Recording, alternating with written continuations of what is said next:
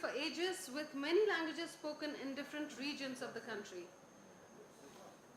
And despite variations, Indian languages share many similarities and features. That's what Dr. Varsi said in his paper. And now we are going to have three plenary talks. The first one will be by Professor Rajesh Kumar, followed by Dr. P. Sreekumar, followed by Dr. Om Praksh. And this session will be chaired by Professor P.R. Dharmesh Fernandez. So, sir, I kindly welcome you on dais so that our plenary session can move forward.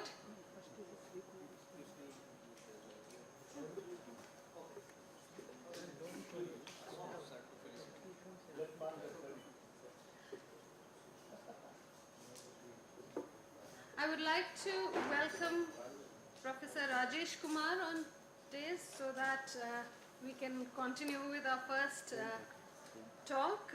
Professor Rajesh Kumar, before we start with it, sir, can you, I request Dr. Dharmesh to kindly present a memento to Dr. Rajesh.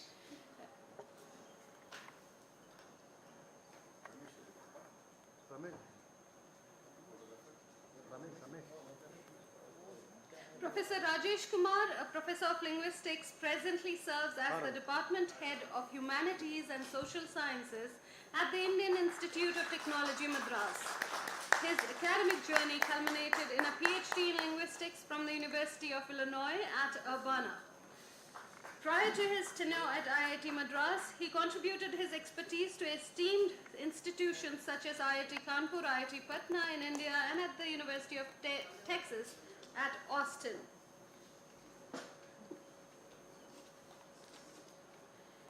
Throughout his career, Dr. Kumar has actively participated in language teaching programs across all the institutions to which he has been affiliated. His scholarly pursuits primarily revolve around the structural analysis of South Asian languages. Moreover, he exhibits a profound interest in various facets of language, including its role in education, politics, human cognition, and geographical settings. At the core of his research, there lies the overarching objective of uncovering the underlying regularities governing both the structural configuration and socio-linguistic dynamics of natural language. And we also have plenary talks by Dr. P. Sreekumar and Dr. Om Prakash, and I would like to invite them both on the dais as well, as the plenary talks will continue one by one. And I would like to request Dr. Dharmesh to kindly present the mementos to Dr. P. Sreekumar.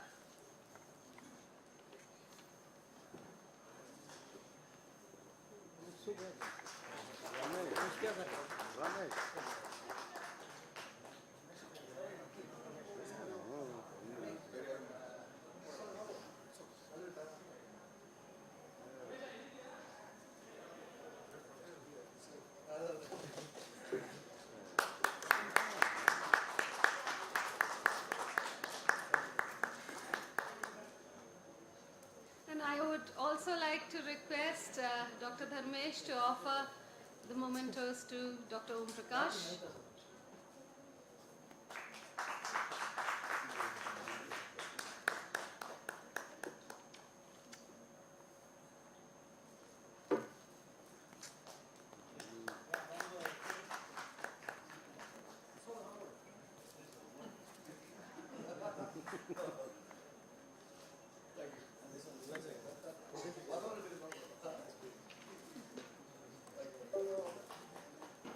Thank you so much, sir. Dr. P. Sreekumar is an assistant professor of linguistics at the Central University of Kerala. He was awarded a PhD in linguistics from Dravidian University. Additionally, he was commissioned as an associate NCC officer by the Officers Training Academy, Ministry of Defence, Government of India. His first book, Language, Labour and Emancipation, written in Malayalam, received the Kerala State Sahitya Academy Award in 2009. In 2017, he was also honoured with the Susila P. Upadhyay National Award for Young Linguists in India. Dr. Sreekumar's research interests encompass comparative Dravidian linguistics, the historiography of linguistics, linguistic typology, contact linguistics, and academic writing. Moreover, he serves as a member of the Translation Advisory Board of Tata Consultancy, a reviewer for the Oxford University Dictionary Project, and an expert reviewer for several reputed journals worldwide. Thank you for being here, sir.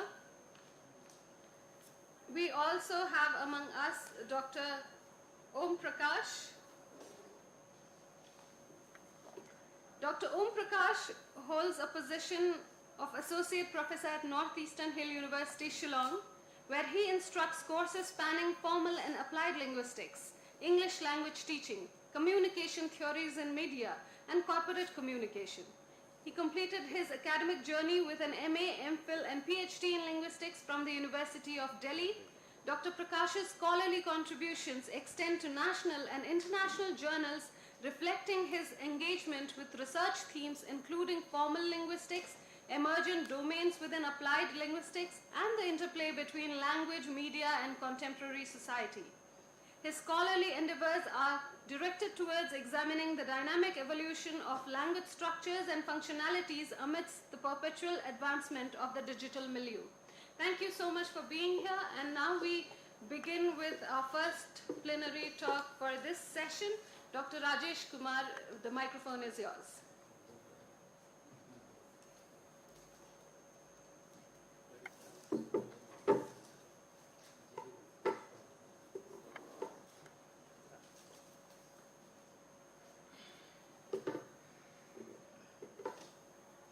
Thank you. I'm very happy to be here. We have been here several times. So I would begin without formalities and talking a little bit about this project. We are part of it. At the same time, for those who have worked on this project for the last 2-3 weeks, they are aware of these details, that it may look at a smaller scale at this time, but it's a big thing. It's not an ordinary development in digital space by Central Institute of Indian Languages. It will yield results, and its relevance and implications in days ahead. Those of you who have been associated with this, you know that the kind of information you are putting together is not available anywhere. This is the least that we can say about the project, and which yields into this conference where we wanted the audience to be witness when it is being released. So thank you again to Professor Sailendra Mohan, the Director CIL, Dr. Sujay Sarkar, Dr. Tariq Khan, and everyone who have been associated with this project. With that, I want to start my talk today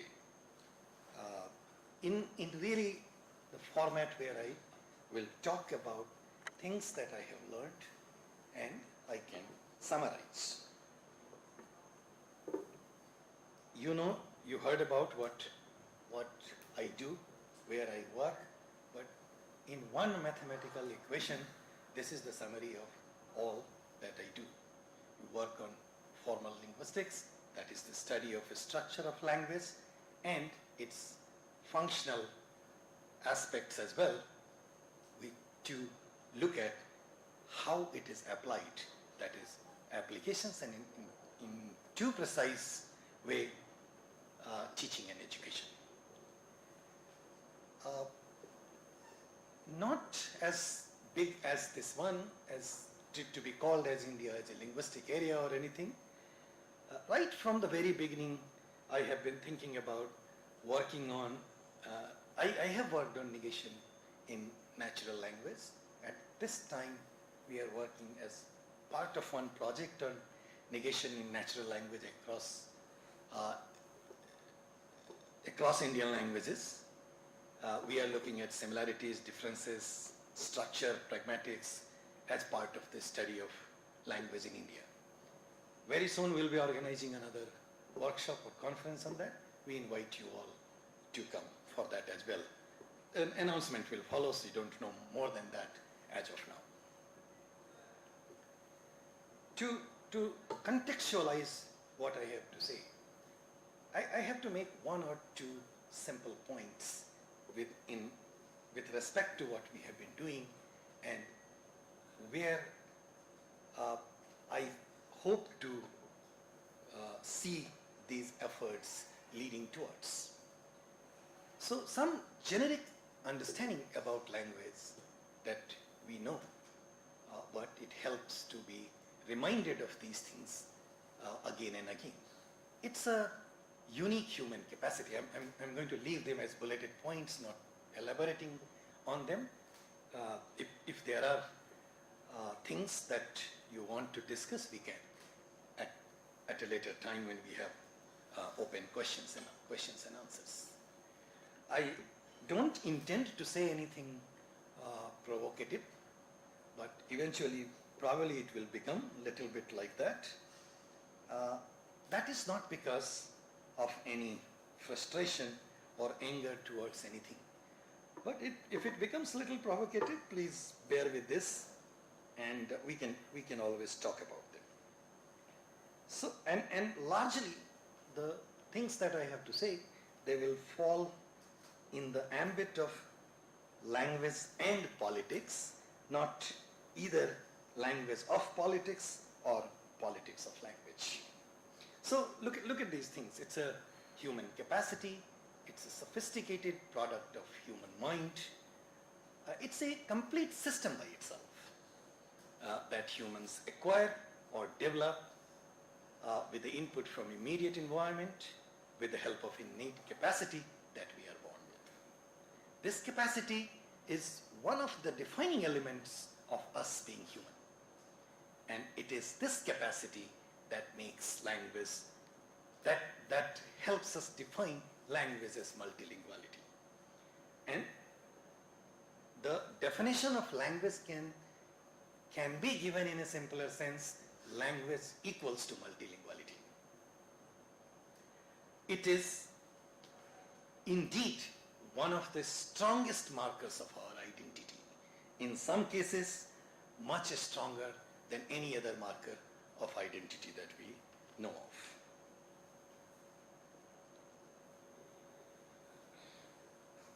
How do I look at this concept of India as a linguistic area? A lot has been discussed. There is no point repeating too many of them. But I want your attention on this part, and that is sort of the prelude that I have to say in the context of this discussion on India as a linguistic area. The world has always been divided in multiple geographical landscapes. We know them as different countries. But the defining element of our time is sharp and divisive ideological divisions. And these divisions are in sharp binaries. Either you are on one side or you are on the other side. It's not a unique phenomenon of one particular state or a country. It is observed worldwide. They have already done, but I can still be hopeful in saying they are leading to shrinking space for plurality and decent dissent. There aren't, one finds it difficult to have civilized disagreements.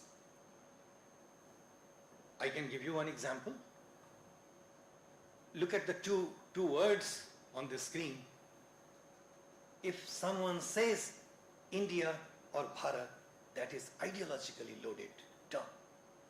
It helps you categorize people in the way you want to do, and that doesn't require much elaborations. I'll give a couple of more examples. in that ideologically divisive situation, condition, or the feature of our time, I would still like to put it forward, and I invite you to disagree with these things in the logical sense of disagreement. This vast landscape is known for many things. There is no time or point going in the details of all of them. But I picked two. You have heard some of this yesterday and in different contexts. But I'm trying to make a specific point, not elaborating on those things.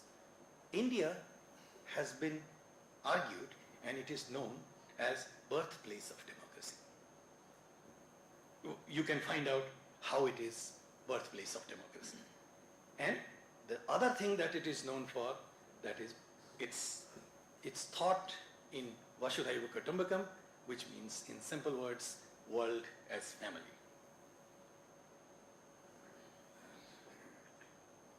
These, one of them at least, democracy, is something that the world celebrates. Again, we don't have a point in getting into what percentage of the world is democratic, and here by democratic I simply mean where democratic elections take place, where people select their rulers, and which part of the world or what percentage of the world does not have it, this option. And then we can get into the discussions of where democracy exists, what kind of democracy do they have. But the beginning point is also not ordinary. The second part, don't want you to look at anything. You heard yesterday some people talking about this. I am only mentioning it for the point that can we begin thinking about any other part of the world which have come close to this philosophy of world as a family? Any write-up, any reference you can find, share it with us, which documents this philosophy where scholars have argued world as family. So why am I mentioning this in this context? That is because in our divisions or divisive time, we have come to this stage where we make fun of these features and contributions of this civilization. One of the terms to make fun of that is used often is Vishwaguru. Look at YouTube, look at different discussions. People use this in whichever way they want. But like I mentioned, where else in the history of human civilization do we find contributions like this? There are more things that one can say to support this, but since it is widely acknowledged stuff, so there is not much that is needed in support of this.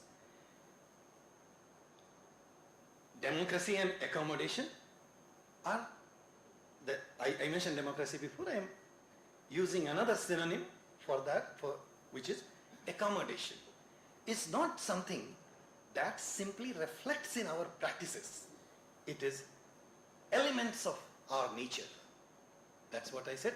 I'm not going to the details of that. If there are questions, we can discuss that.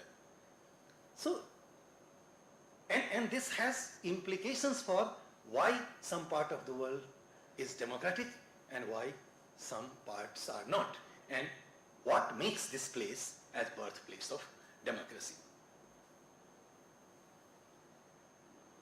In that background, we need to allow me to just mention two more sentences about world as family, or the use of the term Vishwaguru as making, at times making fun of ourselves. There is a line I read.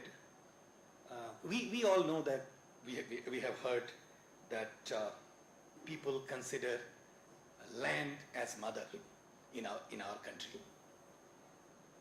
This is also not obviously available anywhere else in the world. One can always agree and disagree with that part. But writings like Sindh से आसाम तक योगी सिला से मानसर गूंजते हैं विश्व जननी प्रार्थना की उच्च स्वर. If you pay attention to these words, they have, I'm saying these things at the cost of ideological classifications that I mentioned before. But why this would be called Vishwa Janani, the reasons are these, where we don't find, as far as I know, we don't find this philosophy anywhere else. We don't find any other place which is called birthplace of democracy, or anybody else who can claim such thing. So in this context, when we look at linguistic area or speech area, please look at this with little bit of cynicism. You heard about, I come back to this, beginning from Trubetskoy to Emino, Masika, and all others. A result of contact and convergence. What's contact, what's convergence? We know these things. We can read about these things. But the point that I want to draw your attention to is there any published write-up about America as a linguistic area? Is there any published write-up about Europe as a linguistic area? East Asia as a linguistic area? We need to look at those write-ups if there are. We have these language families, 5 recognized, identified, maybe more. I mean, when I say maybe more, we can identify more. This also has been discussed, but I need to mention it, that if you look at our this portal or any discussions on linguistic area, and you heard several people talking about it, they are all classified in 4 or 5 rubrics.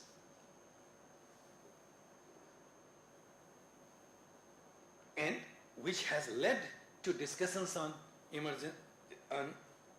topics like India as a sociolinguistic area, or literary area, or cultural area, and we can come up with more things.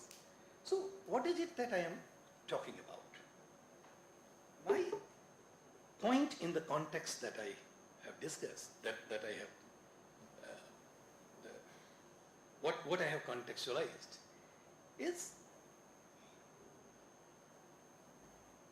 there has been, it seems, this is where I'm bringing in cynicism, it seems that there has been enormous effort in establishing the point that India is not one unit.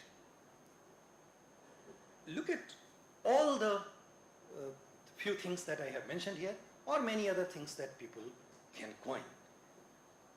The concept of unity in diversity, the concept of India as a union of states, Indian subcontinent,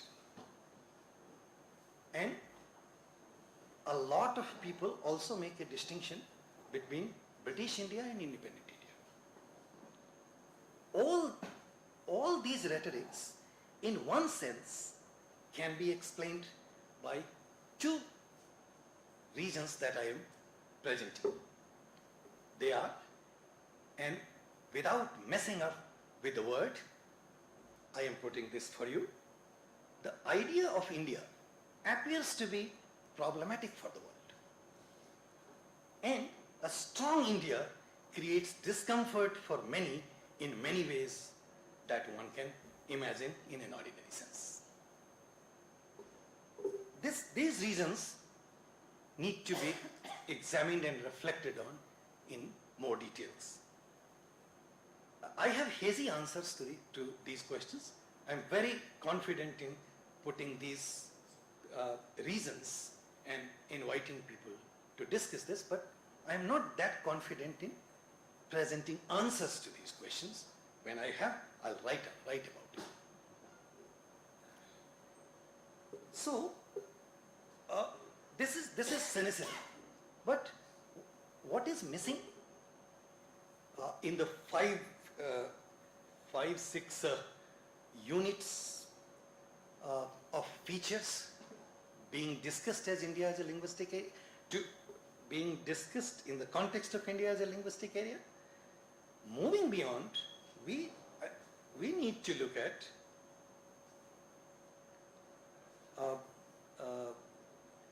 a pragmatic study of language and cognition. It's my understanding that it will result into something that many would not like, or at least will become uncomfortable with. And I'll summarize my point in one sentence, which is, if we look at how people behave, what's people's repertoire or language, it will put Nepal, Sri Lanka, Pakistan, Afghanistan, not listing all of them, will under this ambit, and that will look like part of one culture with numerous diversity. And that is the point which will become uncomfortable for many to accept. I give you an example. In the interest of time, I'll give you an example of what is it that I mean by study of, what did I say? A pragmatic study of language and cognition. Just one example. I have many, but I can present one example. You are familiar, like different names of scholars studying India as a linguistic area. This is a pretty common name in basic understanding of language study, that is Sapir and Worf. They are very famous for their contribution, what is known as linguistic relativity, which in two sentences can be summarized as: two languages that we speak shape the way we view the world, or does our worldview influence the structure of the language that we speak? They have given multiple examples of their study of Indian American languages. I am giving you one example from Hindi.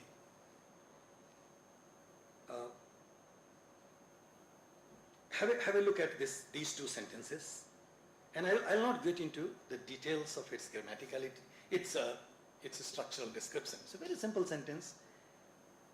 For those who have little bit of familiarity with Hindi, and I haven't put numbers or grammatical judgment against any one of these sentences, are you okay with the first sentence? Is the first sentence all right? Anybody uncomfortable with the first sentence? Not good. Not good. It's okay. Anybody who says this sentence is not good? Simple sentence. मैं एक कमीज चाहता हूँ. You can, if you don't like kameez, you can replace the word kameez with anything else. But just make sure that it's a noun. Put a word there and see if you are okay with this sentence. मैं एक कमीज चाहता हूँ.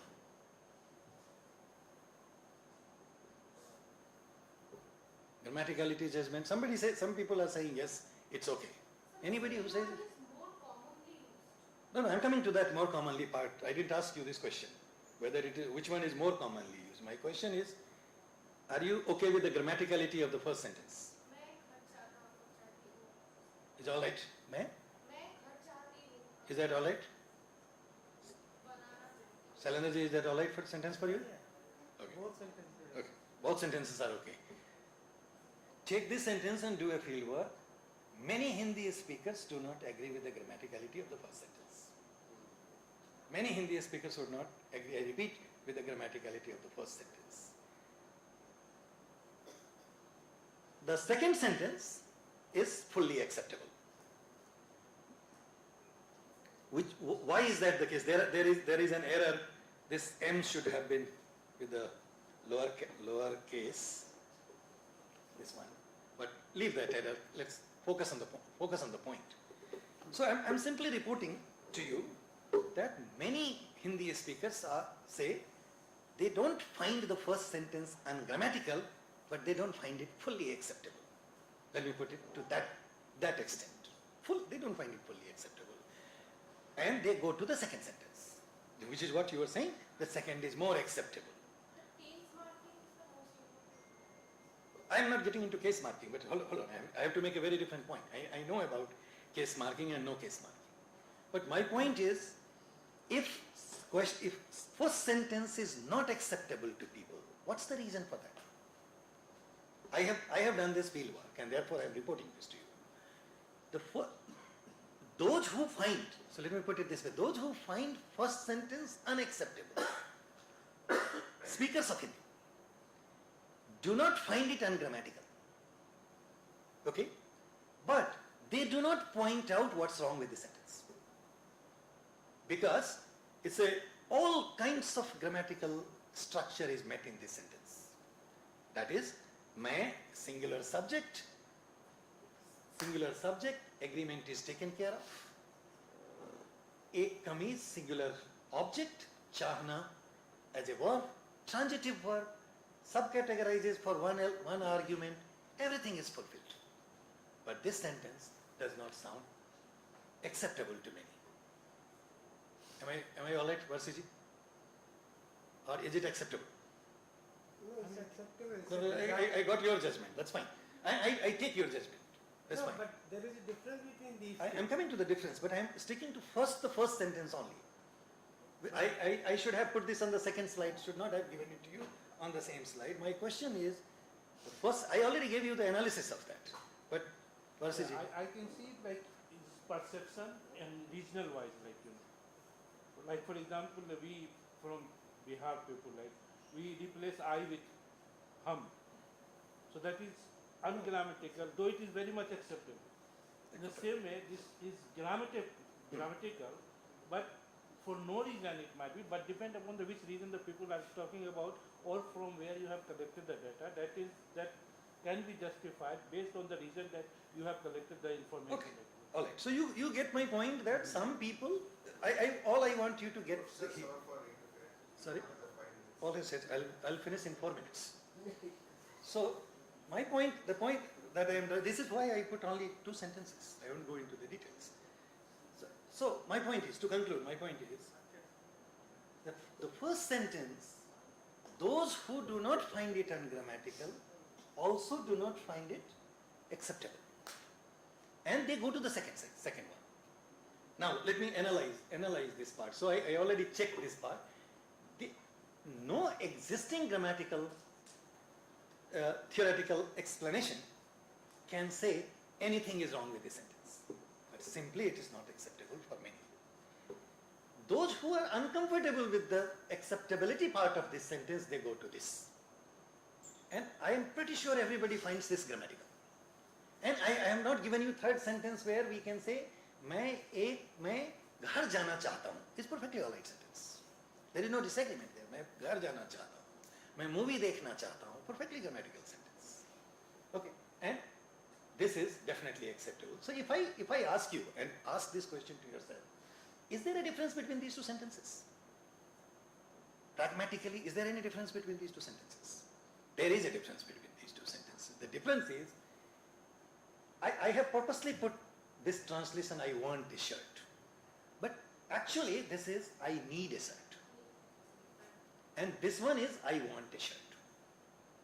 Now, the analysis of these 2 sentences and the third one that I have not written and I gave you, मैं movie देखना चाहता हूँ, is perfectly alright. No disagreement.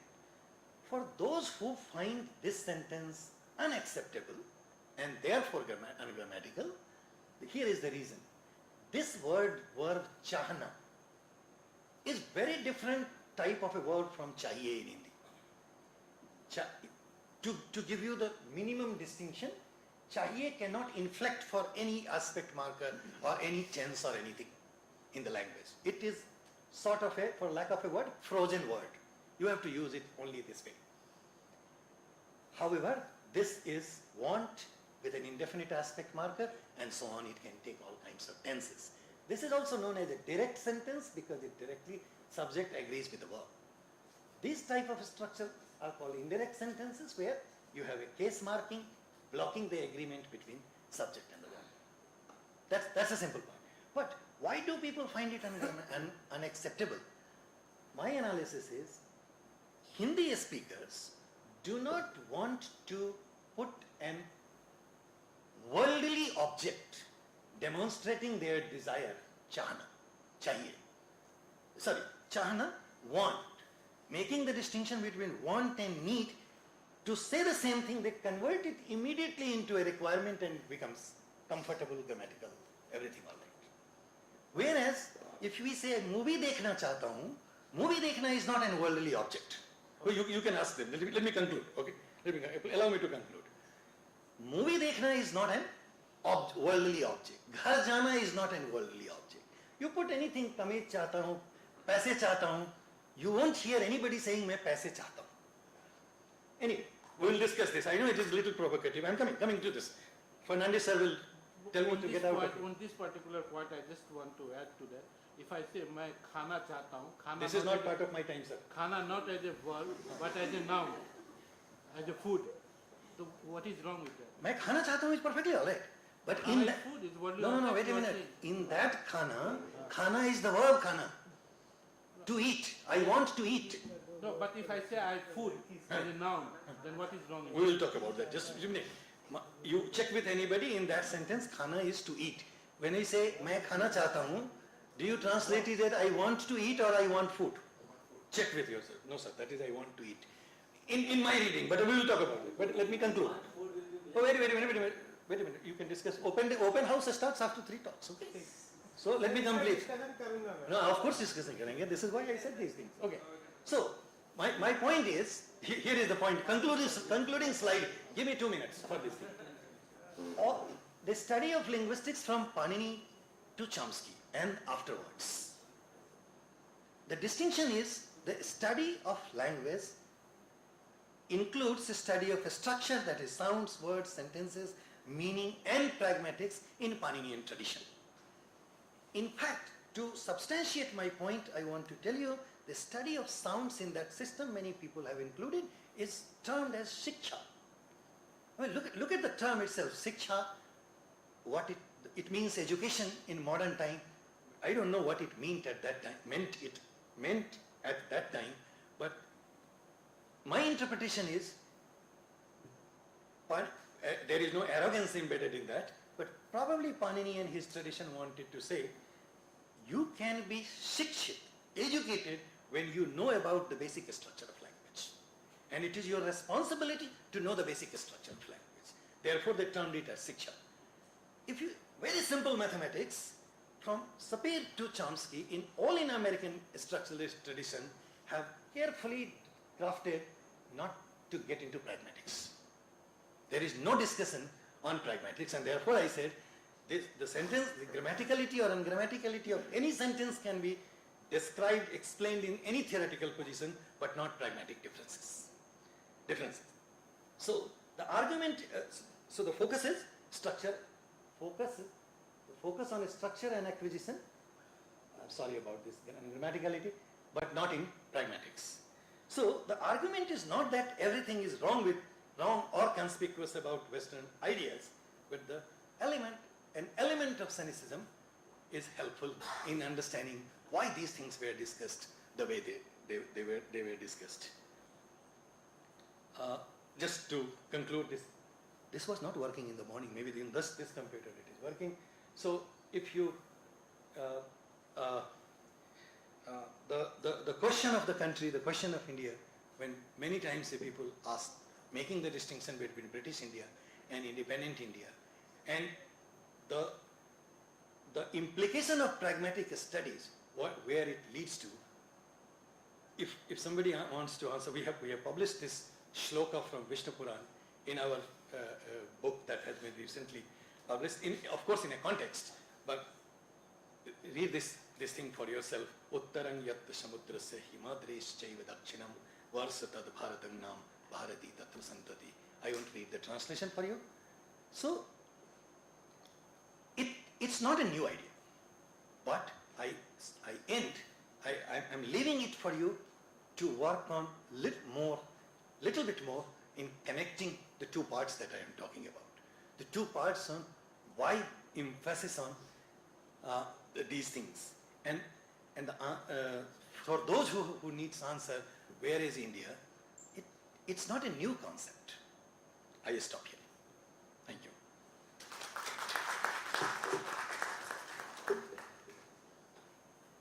Thank you very much, Professor Rajkumar. It's a highly philosophical, pragmatic speech.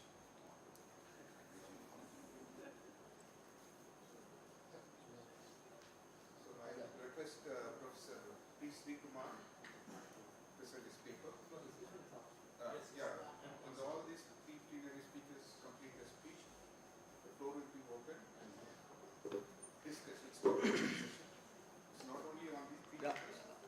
There is a video file. What are the things happened? Adam. Thank you. Just to go to the company. Just go to the company.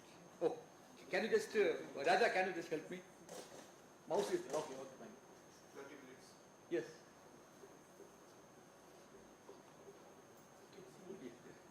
Sorry. Thank you.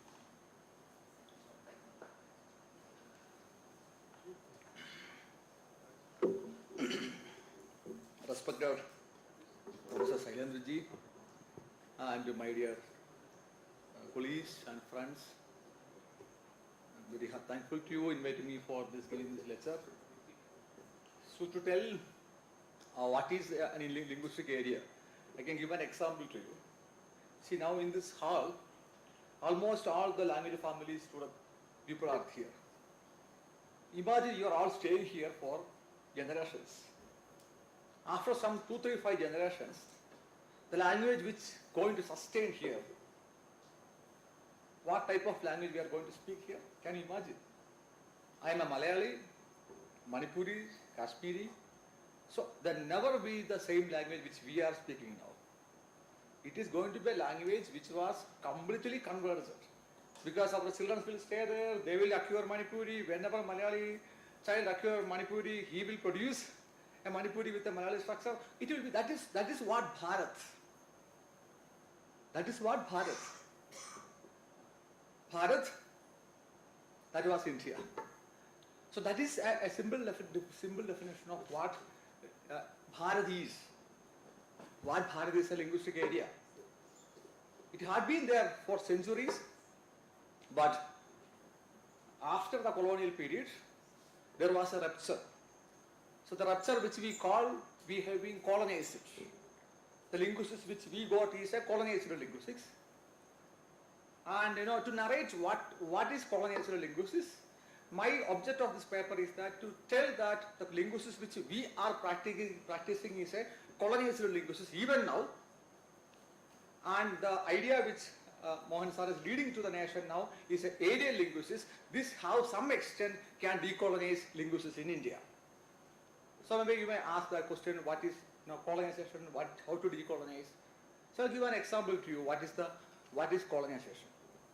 When Rajaram Mohan Rai went to Oxford before independence, Max Muller, then Orientalist, introduced Rajaram Mohan Rai to the Oxford scholars. Mr. Rajaram Mohan Rai, one of our brother departed long before from us, now come back to join us. So how Max Muller and Rajaram Mohan Rai is connected, how they become brothers. Then when you come to Keshav Chandra Sen, maybe the West Bengal reformer, he made a point that British people came to India to save us from Mughal rules. When Winston Churchill, when there was a discussion in the British Parliament whether we have to make India as a part of the Britain, he made a point that nothing wrong to capture India because India was no man land. It was once captured by Aryan people. Then it was conquered by the Mughals. Now British people, one narrative is functioning, helping the conquerors to conquer the world, conquer India. British people, Churchill, to send one narrative, based on that narrative, they are exploiting India. same narrative, an Indian elite who is saying that people came to save us. This is what happened to India. That is what we have been continuing calling as linguistics. So linguistics in India, so this part, I'll just, give you just an idea about what is, colonial linguistics, what this can be a Bharatiya linguistics, and which are the genesis of colonial linguistics. There are three genesis which I'll explain. Then, I just to talk about the family tree model, Indo-Aryan divide, which we are using now. Wow, to what extent this is inefficient to describe India. Then, we can talk about the alternative model that is called aerial linguistics, and we'll propose some things to advance aerial linguistics. We can come to the point. See, there are three narratives. See, now we are following a colonial linguistics.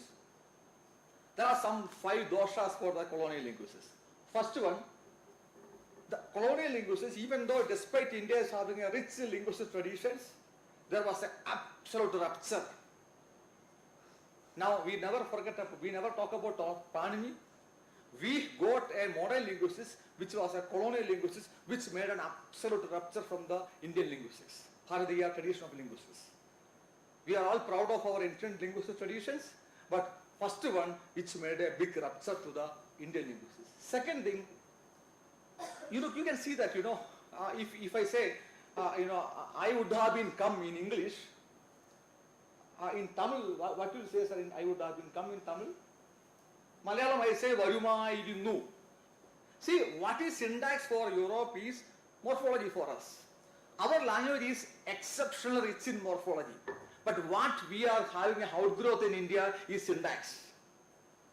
This is basically not representing the ontology of Indian linguistics. We are having an outgrowth of syntax even though we are rich in morphology. We are much forward. This is because of the continuation of the same colonial linguistics. The third dosha which we are facing is that divergence paradigm. India never had a divergent paradigm. We are the country where the communities, languages keep on converging. For example, Dakkini Urdu, which Delhi we are speaking is different from the Hyderabad Dakkini Urdu. Hindi which we are speaking in the Agra may be different from the Hindi from Nagpur. So in India, across the language families, we are converging. But we are following a divergent paradigm which talk about the different family, differences.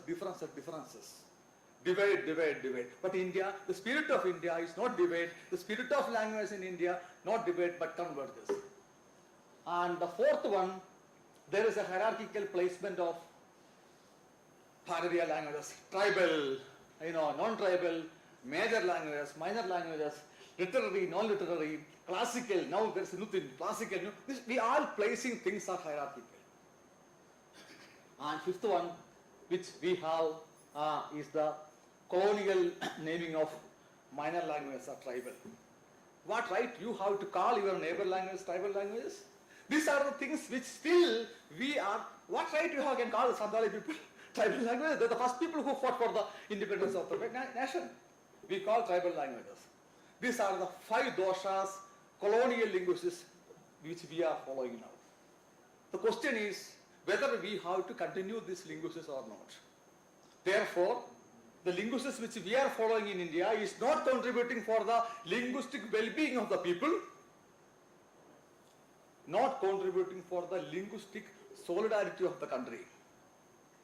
Instead of that, it is weakening the linguistic solidarity of the country by dividing into Aryan, Dravidian, Austroasiatic, all the way. So this is the result of the colonial linguistics which we are following now. So you know how it has happened. So this is,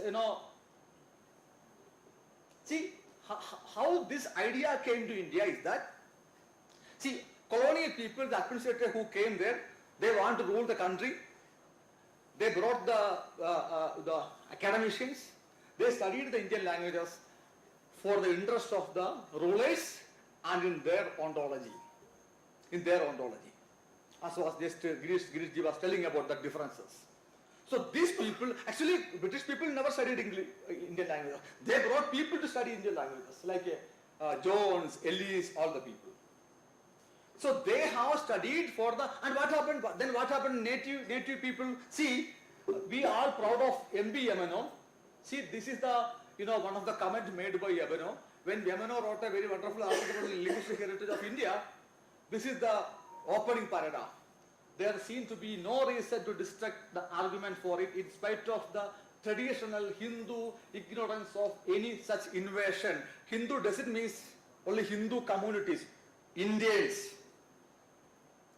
Ignorance on their doctrine of Sanskrit is the language of the god, and see, they are unaware of the invasion happened here, and invasion never happened at all.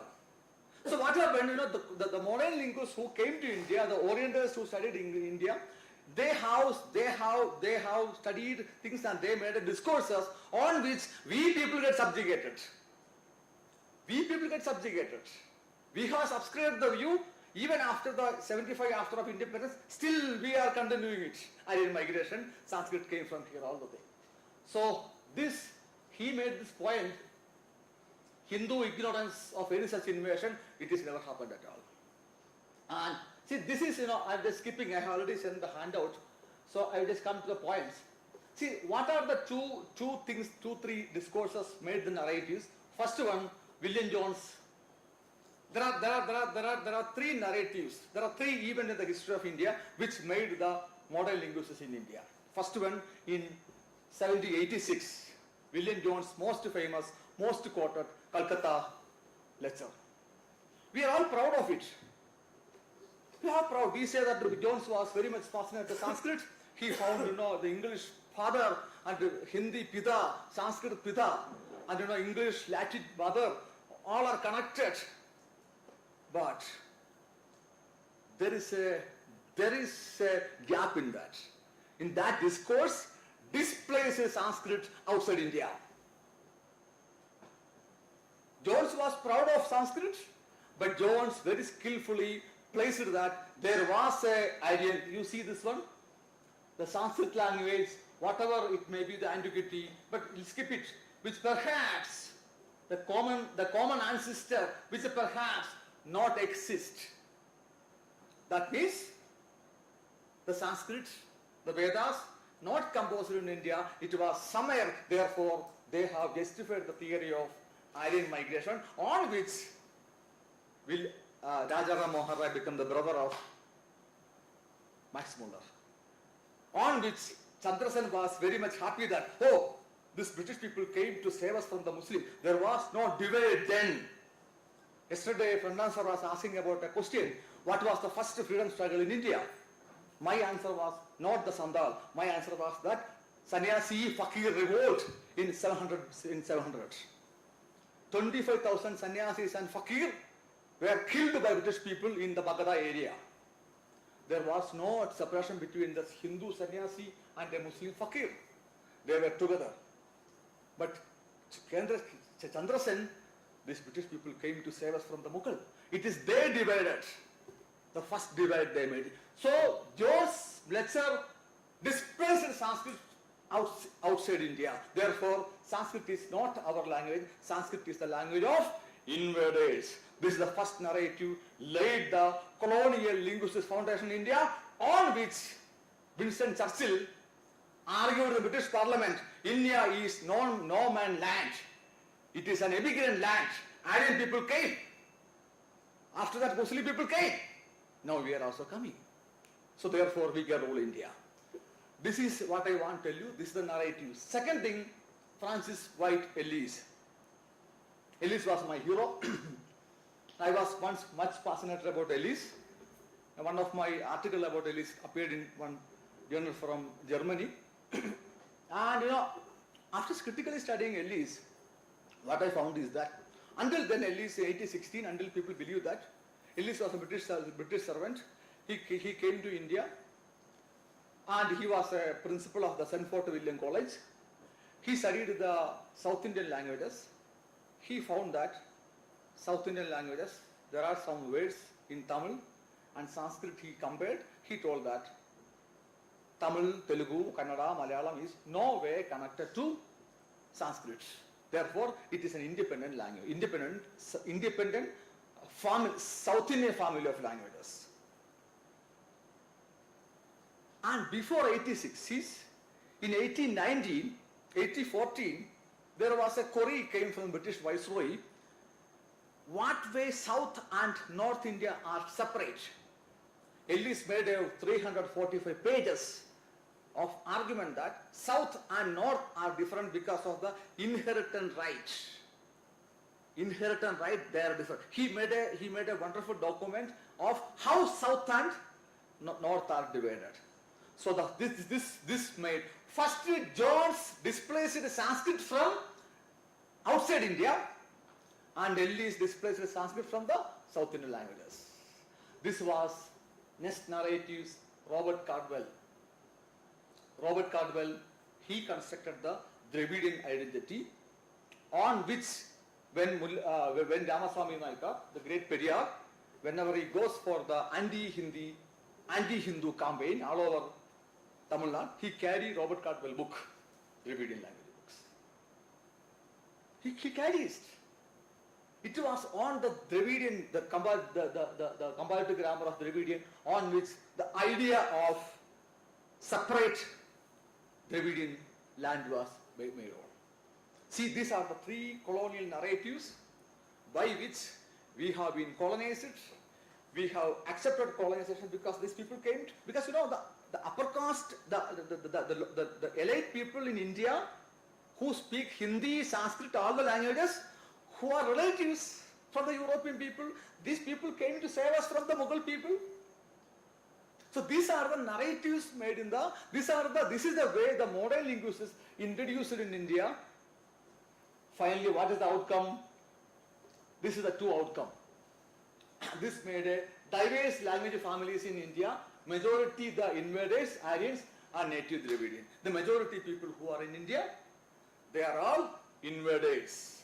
North Indian people are invaders. Those who speak Sanskrit are invaders. Those who believed in a set of religions are invaders. We Dravidians are the native people. This is the first split made by the colonial linguists. Second thing, on one which we are proud, we lost it. The Sanskrit on which we are proud, a Sanskrit on which we worship, or Sanskrit we count as a Devi or whatever it is not our Sanskrit. Sanskrit is placed at the point of divergence. So Robert Caldwell, even after 1860, Ellis published the book, the first idea of South Indian Dravidian. 1856, even after 15 years, Robert Caldwell spent around 35 pages to dispense non-Sanskrit base of Tamil. Why it is? This was a very meticulous plan made by colonial Orientalists to control India, divide India. It continues there. And don't think that this is completed when British people left in India. 1947, we have political dominance is over. Still, it is continuing. Linguists are the major academic communities which we are continuing the same colonial ideologies. And this is the beginning of the Aryan invasion theory. The same history theory justified all invaders in Bharat and specifically justified British colonials as the latest invaders after Muslim invaders. Dr. Sreekumar, you have another 10 minutes. Oh, and then, okay, skipping it. What we have is that we have the linguist after the independence. We are transposing the same colonial subjectivity to the next level people. That is called, we call minor languages, tribal languages. So once I have been colonized by the British people, now I am colonizing you. Irula, Muduga, Kotona, Goda, you are tribes. They call me as tribes. So this is, I'm just skipping it. And the natural order of things which we had in India are placed in the hierarchy, which Anvida Madam always talk about, hierarchy of languages which is made by the colonial things. And family tree model, final outcome is that we have family tree model, Dravidian family, Indo-Aryan family, Austrasian family. But this family tree model cannot describe the Indian linguistic reality. Because you cannot, even now the Dravidian linguists cannot place Tulu. They cannot place Tulu. Tulu cannot be placed in nowhere in the South Indian family of languages. So therefore, we have an experiment done by A.G. Govindamkutti Menon, who studied the Malayalam, the place of Malayalam after the Proto-South Dravidian 1. He used a wave model, an aerial model, where he could create a situation where how Malayalam can be emerging. But same thing is supported by S.V. Shanmugam also. It is proved that in all over the world, family tree model cannot describe the reality as it is. That is, Dixon is mentioned. A family tree metaphor. Dixon recent work, they say it is only a metaphor. India cannot be described by the family tree model. It is apple tree model. India can be described only by a banyan tree model. A banyan tree which will never separate the next languages, it will embrace the other languages. So do you think that Hindi is same in all over India? Do you think that Deccani Urdu is same thing? Deccani Urdu who speak in the Delhi cannot be understood by the Hyderabad man. It is totally convergence. And therefore, in 1956, MBMNO found that this tree model cannot describe the Indian reality. We have to use a new model. Therefore, he declared as India as a linguistic area. But even then, I should call MBMNO, in spite of all the respect as a great scholar, he is a American Orientalist. There's no doubt. Because even though MNO dispensed with the idea of family tree model, you see what he written. He told if a cultural traits and this include linguistic traits, whatever it is assumed to have only one place of origin and to have a spread then diffuse. Even though he described diffusion, based on this argument, he was himself countering at some time in the second millennium BC, probably comparatively early in the millennium, a band of speakers of the Indo-European language later to call Sanskrit entered over India. Same colonial subjectivity still with MBMNO. Even though paradigm is changed, someday we will dispense paradigm, Chomskyan paradigm, but we will carry anaphora, the idea of anaphora. Even though MNO dispensed the paradigm of divergence, that is Sanskrit invariance theory which he followed. Therefore, we used to call him as an American Orientalist, because I will describe what is that is a different tale. And therefore, we have to advance aerial linguistics to decolonize India. Why I tell you, aerial linguistics not only describe the convergence, it describes divergence also. For example, you take Konkani. A Konkani language is, I'll give an example to you. See, this is Hindi Urdu. Kutta ke char pawa hote hai. The dog is having 4 legs. In the Hindi Urdu, it is genitive. You can mark genitive here, but same sentence, when you come to Telugu, we have dative case. When you come to Deccani Urdu, even though Deccani Urdu is an Indo-Aryan language, Deccani Urdu converted with this Telugu, it adopted dative there. To show the possessiveness, Deccani Urdu converted there. This is what happening in India. Second thing, there is an example I can give it to you. Marathi, Indo-Aryan language will never drop the subject. Indo-Aryan cannot drop the subject. But when you look at the Marathi, you can drop the subject. See, Hindi, tu kunhala pahilas, me is necessary there.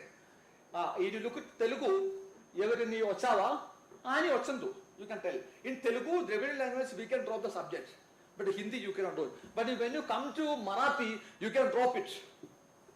This is because of the convergence with Dravidian languages. Same as the case of, English. The boy who saw me ran away. You can relativize the subjects in Telugu and in Marathi, not in Hindi. See, the boy who saw me ran away, if I write this way, is it right? Wrong. Because this even though Hindi and Marathi are Indo-Aryan languages, Marathi this is possible because Marathi is converged with the Telugu and other languages. So we can give you a number of examples in the core level, in the boundaries, languages are diverging. Why they are diverging? Because of contact. In India, languages are diverging because of the contact. Convergence, divergence are going together. All the language families, if you look at the Malayalam, we don't have a Avan Vandan, Avalu Vandal. In Malayalam, Avan Vannu, Avalu Vannu. There is a convergence because of Sanskrit. So, this is the Indian reality is not divergence, it is convergence. Divergence, if you found, it is because of the contact. Any of the languages which you can see the divergence from the major family, it is because of the convergence only. So, the India can decolonize. When you talk about the convergence, you can place Sanskrit. And to advance the Indian linguistics, there are something which we should do. First of all, we have to replace the colonial linguistics. We have to replace the family tree model. And second thing, you have to advance the definition of linguistic area in Bharatiya context, because very difficult. The whatever definition which we have on the linguistic area should be redefined, and even the revise the required number of languages.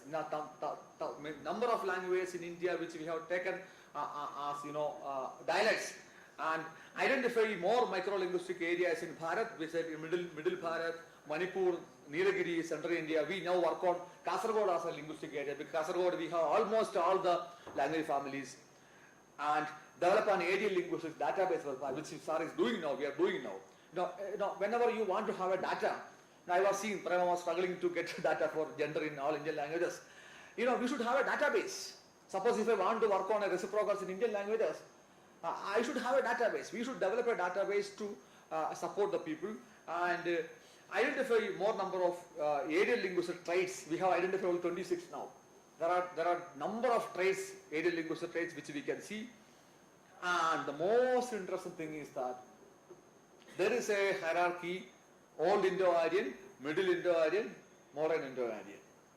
And in Old Indo-Aryan, Sanskrit; Middle Indo-Aryan, Prakrits; Modern Indo-Aryan, modern languages. It is reverse. Sanskrit, you can see the elements of Middle Indo-Aryan in the Old Indo-Aryans. How do you define that one? Sanskrit, Prakrits are not the vulgar variety of Sanskrit. Sanskrit is the one of the standard form of Prakrits. You should revise the theory. When you revise, it will be in India only. When you make Old Indo-Aryan Sanskrit, it will be outside India. Old Indo-Aryan Sanskrit, Middle Indo-Aryan Prakrits, then the modern Indo-Aryan language. But when you say that, how can a Prakrit can come from Sanskrit? We have in India, we have a huge number of dialects, like Dixon say punctuations. We have a number of punctuations where Sanskrit must have been a reformed version of any of the Prakrit. Sanskrit was a cosmopolitan language, was in India. Now suppose if I write a poem in Malayalam, I will be known only in Kerala. I will translate into English, then it will go to all over India. Same thing happened to Sanskrit. Sanskrit was an academic cosmopolitan language in India. It spread all over India. But we have done Sanskrit reverse. From Sanskrit to Prakrit, Prakrit to modern Indian language. You should reverse that one. That can be done only by studying the area linguistic features. And introduce a contact, because I don't know how many universities are teaching contact linguistics now. We should introduce, that I have seen many youngsters are come here. It is an established discipline, contact and convergence linguistics. Actually, I am teaching. We have offering a paper on contact and convergence linguistics. We should introduce as a paper and make sure that all the students who are doing MA program in linguistics should know, at least should learn a course different from their family of languages. A linguist who who coming from Kerala should study at least a language either in Indo-Aryan or from Afro-Asiatic. Then only you can work in the typology, you can work in the area linguistics. Now we teach in Tamil, all Malayali will learn Tamils. No, they should learn at least one language, distant family. Then only, I am very happy that one of my students, Dr. Radhakrishna, he is basically a Telugu speaker, worked on Kolami, now he is working on Afro-Asiatic languages. And develop a model course with a textbook one workbook. Earlier, comparative linguistics developed in India because of MB Amino stayed a number of days in Coimbatore, conducted a workshop. Therefore, we have to develop a coursework, how to study that one, and develop a common Bharatiya. See, one more thing I can tell you. See, I didn't tell that one. See, one of the first procedure of comparative linguistics in the family tree model is that remove the cognates, remove the borrowed words. First technique of comparative linguistics is the remove the borrowing word, make a cognate. In Malayalam, if you remove all the borrowed word, how many words will remain there? See, almost all the Sanskrit word which we are borrowing from Sanskrit to Malayalam, it is reborrowing. Huge amount of 5,000, around 3,000 words borrowed Sanskrit from Dravidian languages. For example, Nagara, Pattana, Ulatha, Mayura, these are all words went to Sanskrit and coming back. So there is no question of borrowing. So that cognate construction is a failure. So this is the things, we have to map the borrowing and reborrowing across languages in Bharat and develop a common Bharatiya standard Bharatiya language linguistic communication. See, we don't have a standard communication. We should have a sorry. No. He's looking at me. Study how language convergence and language shift work. See, in India is a country where whenever two languages in a competition, for example, if Irula people are facing a threat from Malayalam, they will never leave Irula. They will become bilinguals. So what happened? When they become bilinguals, the Irula people's children, whenever they acquire Malayalam, they will merge. In India, what happened? Instead of language shift, convergence happening. Asymmetric bilingualism, and second generation, they will acquire both language, they will be bilinguals, they are convergent. In India, convergence is basically a safety valve of language shift. So that should be studied. Dr. Sreekumar, it's time to end our... Yes, complete. Dr. Om Prakash. Yes, this is already done. So, what I told you, the linguistics which we are following in India is a colonial linguistics. It is not contributing for the linguistic well-being of the country. It is not contributing for the linguistic solidarity of the country. In spite of that, it is still dividing the country as invaded Sanskrit, native Dravidians, all things. And we have to reform the linguistics, we have to decolonize linguistics, then only we can describe the reality of India as it is. Indian language families, Indian languages can be described not by the European apple tree, but by the Bharatiya banyan tree. An apple tree will never embrace the tree which is behind, it will be go straight. But a banyan tree which will embrace the other trees, it will converge with. Therefore, I have a small argument I want to make this paper is that we are still colonizing. At some extent, introduction of alien linguistics in next generation can decolonize linguistics to some extent. This is the only thing I want to share with you. Thank you. Thank you, Dr. Sreekumar. Professor Rajesh Kumar, he wants to see snows in the south and beautiful seashore in the north. But he mentioned that still we are colonized and we have a kinship terms with Germany, Max Muller, because Rajaram Mohanram Aye. Okay. So some more language, apart from India is a linguistic area and one, and it's going broader. It's not only in India, even I think in ongoing days, the work we started from CL, India, the world is one linguistic area. So now I request Dr. Om Prakash to give a speech. Thank you.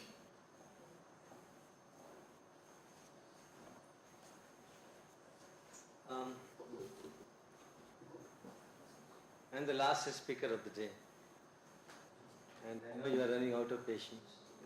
And after these two powerful presentations, I have hardly something to say. But because I prepared this PPT, I want to show you. Sreekumar ji talked about decolonizing Indian mind. This digital media is the real decolonizer. It is emerging as a real decolonizer. And the ideas that we had, like mid 17th century, whole of 18th century, 19th century, and middle of 20th century, almost 350 years. We have been talking about contact, convergence, borrowing, loan translations, finding cognates, establishing language families, and we come to IME now. But in 1960s onwards, we also see a technological revolution. So I'm going to talk about that. We will have an open discussion session because I have certain things to add to the two presentations, but not in my one. I will not eat up my own time. So I'm going to talk about reconfiguration of the idea called linguistic area. And the word reconfiguration I deliberately use because that's the word familiar with IT people. We'll reconfigure our system. So you can see the three verticals very prominently present in the title: reconfiguring linguistic area, contact, approximation, and language change. The digital revolution, and I printed because I knew that I won't get time, so I'll read very fast to complete what I want to say, because if I start talking, it will take more time.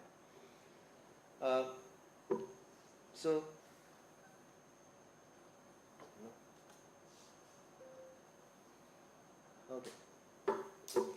The digital revolution and the consequent rise of network society has facilitated supplying of uninterrupted information consumed by masses in real space and time. This change in socialization process has resulted major changes in cultural, social and political expressions originated, shaped and disseminated among empowered audiences in the media spaces formed by television, radio, print media, film and web networks. In this sense, the technology has acquired a pervasive effect, influencing our everyday lives. This space is being appropriated and mediated by continuous supply of information for continuous mass consumption. The conventional and familiar social cultural settings are being mediated and influenced by pervasive media to the effect that the collective virtual experiences are being identified by the people who may never meet in real space and time. The digitized media sphere has generated an assertive and charged environment for sharing, exchanging and expressing identities in their constructed meanings in an anarchical democratic space. The process of digitization may have started as a technology revolution, but it has gradually acquired the status of social revolution, social phenomena transforming the process of socialization and diffusing the linguistic boundaries. This phenomenon is resulting in linguistic hybridity, mixing and doing away with standard vernacular binaries. The technological advancement in media and digitization of media spheres have made the identity of communication partners virtual and fluid. In this sense, the scope of theoretical understanding needs to be extended to such communication events that have become virtual realities. In line with the above constructs, I am going to attempt to delineate the nature of these new linguistic realities, which in turn are fueling new emerging patterns of socialization, communication and identity construction in virtual space. I request Professor Chandrabhushan Sharma to come and moderate the session. Please. Please. Up it, wait. Ayin. Wait.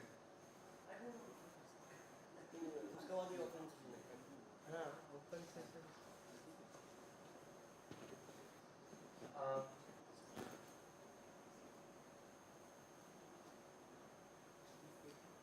I use the term network society. I quote from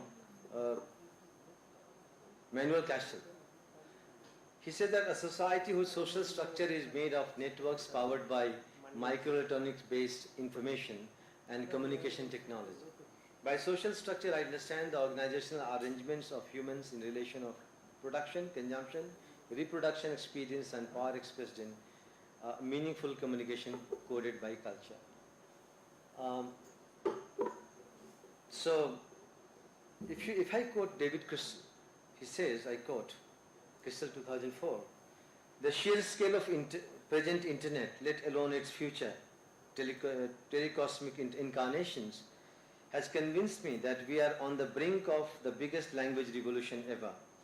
Whereas in the past we had a speech, then writing, and throughout 20th century debated the relationship between the two. Now we are faced with a new medium, and one which could be bigger than either of its predecessors. The term information society is claimed to have originated in Japan in 1960s. I quote either 1981. However, sociologist Daniel Bell, 1973, outlines the concept of this proposal. His proposal in the coming up of post-industrial society, which explains the rise of predominantly knowledge-based service industry, where the information becomes key factor of economic and social developments. Other scholars like Vanjik, 1993, Manuel Cassel, 1996, prefer to use the term network society, and I am borrowing the same term from them. Whether we call it an information society or network society, we are essentially referring to an interconnected societies which organize themselves around information-rich networks and differ distinctly from physically connected and organized societies that we live in. This is a society, I quote from Cassel, 1997. A society of social structure is made of networks powered by microelectronic based information and communication technology. By social structure, I understand the organizational arrangements of human in relation to production, consumption, reproduction, experience, and power expressed in meaningful communication coded by culture. If you look at the multilingual digital space of India, it's a multilingual country. I've been talking about multilinguality in Indian context, where we have more than 121 languages, out of which 22 scheduled, 99 unscheduled. If you look at mother tongues, 1369 mother tongues, 1474 languages could not be classified. That's the number that Census 2011 talks about. But the future of this, digital growth, which can be estimated with the mission by Digital India, Government of India Initiative 2015. And if you look at the goal set for this digitization process, sets the goal of achieving objectives by 2019. We have already crossed and achieved those goals. More than that, this has given results. In original 2015 project, it was projected that by 2019, we will have broadband in 250,000 villages, universal phone connectivity, net zero import by 2022, 4 lakhs public internet access points, 250,000 Wi-Fi in schools, every university, and public Wi-Fi hotspots and for all common citizens, that we have already achieved in 2022, and we have moved on. The emerging trends and patterns of socialization in digital space are markedly promoting euphemism, hedging, taboo words, directness, ideologically loaded expressions, implicature and fuzziness in languaging and communication events. The technological advancements and digitization of media sphere have made the identity of communication partners fluid and virtual. In this sense, the scope of theoretical understanding needs to be extended to such communication events that have become virtual realities. The digitized media sphere has generated an assertive and politically charged environment for sharing, exchanging, and expressing identities in their constructed meanings in digitally mediated spaces. I quote from Copland, 2010, and it says that, I'll skip certain points. Social linguistic inquiry rarely discusses social change, though other perspectives on change and its specific interpretation of language change developed in various traditions are fundamental. We don't take context into account. It is imperative to understand the linguistic setting and patterns of language use in India, which may appear to be complex and marked by European-centric canon of understanding multilingualism. McLuhan's idea of medium underlines the fact that medium creates and promotes a corresponding consciousness and facilitates the reorganization of social structures. The process of digitization has transformed the process of socialization, and the new media platforms of Web 2.0 are asynchronous, democratic and flexible, which has empowered the users for generating and sharing information that promotes Lloyd's vision of democratic emancipation in an anarchical order. The magnanimity of the internet and its consequent influence on languaging can be understood in terms of crystal remarks that we have already quoted. If you look at the size and the reach of this media, 2017 KPMG Google report, it gives a quantitative understanding of the reach and penetration of this media and how it is changing our languaging patterns. I'll just skip a few points and come to the numbers. So, if you look at the 2017 data, it says that out of we have 234 million Indian language internet users.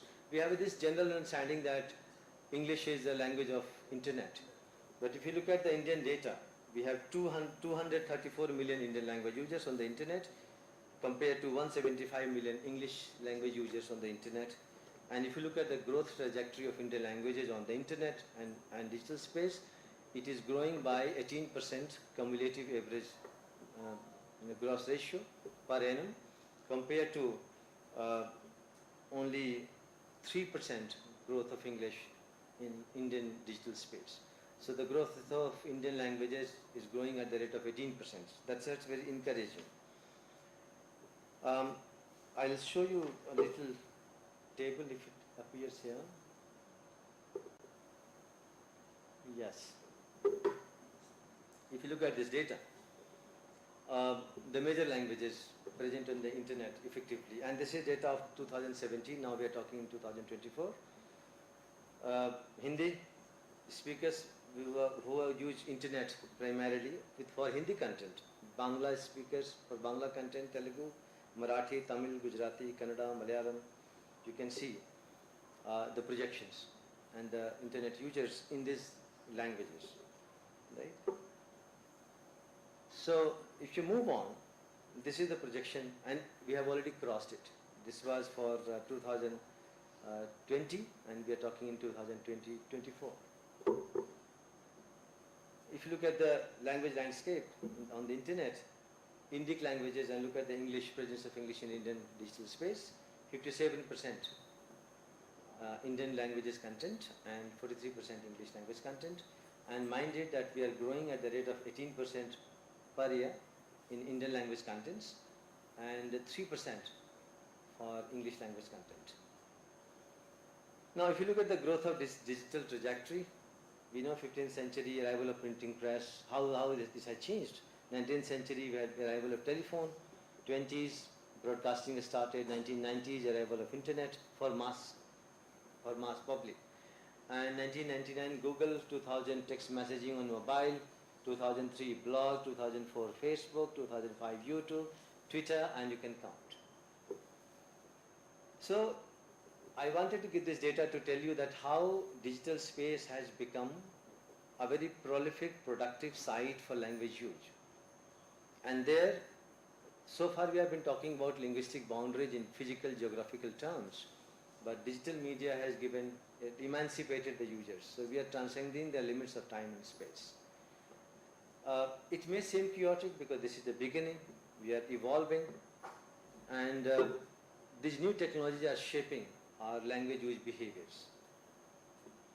What is the implication for that? If you look at structural changes, what kind of structural changes are happening? We have a complete divergence from conventional writing system in the digital space. If you look at Janus Andropoulos, he talks about 3 factors that govern nature of language and text in the digital space. He says orality, economy and compensation. There are 3 factors which govern the nature of text in the digital space. So the writing that you see on the digital space is not actually the writing, but this is an approximation of speech. So we are writing the way we want to speak, right? So that's not writing. You see the visuals, you see the letters, you see the sentences, but they are approximation of speech. So you are talking. We find prolific cases of code mixing that we talk, we find a lot of linguistic creativity. The whole idea of semiotics is redefined on the digital space. The established notions of politeness and face, Brown, Levinson, we all as MA students have learnt it. They're being challenged and redefined.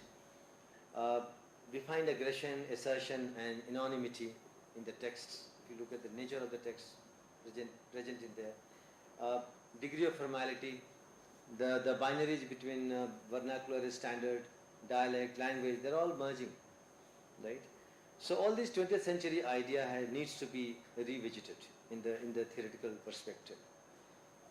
If you look at, you can Google, you can just see right now in your mobile. Let's look at the words like unfriend, right? Or we have a word friend, we have a word befriend, but now we have unfriend, now we have defriend. What is that? Unfriend, at least youngsters who use Facebook, they know it. Unfriending, defriending, befriending. What do you mean? Why that young friends who... Okay, I mean, even the old people who are on the Facebook, they also know. Then unfollow. Look at this word, unfollow. And this is not a simple coinage, right? You look at emoticons, and interestingly, your thesaurus, if you look at the computer, typing this word, befriend, defriend, unfriend, now they are no more marked with this red underline in your computer. Microsoft doesn't mark it. And if you go to the lookup dictionary or go to the word, I have just taken the screenshots, how they define. Right? So, okay, I'll go a little further because my number has changed. Unfriend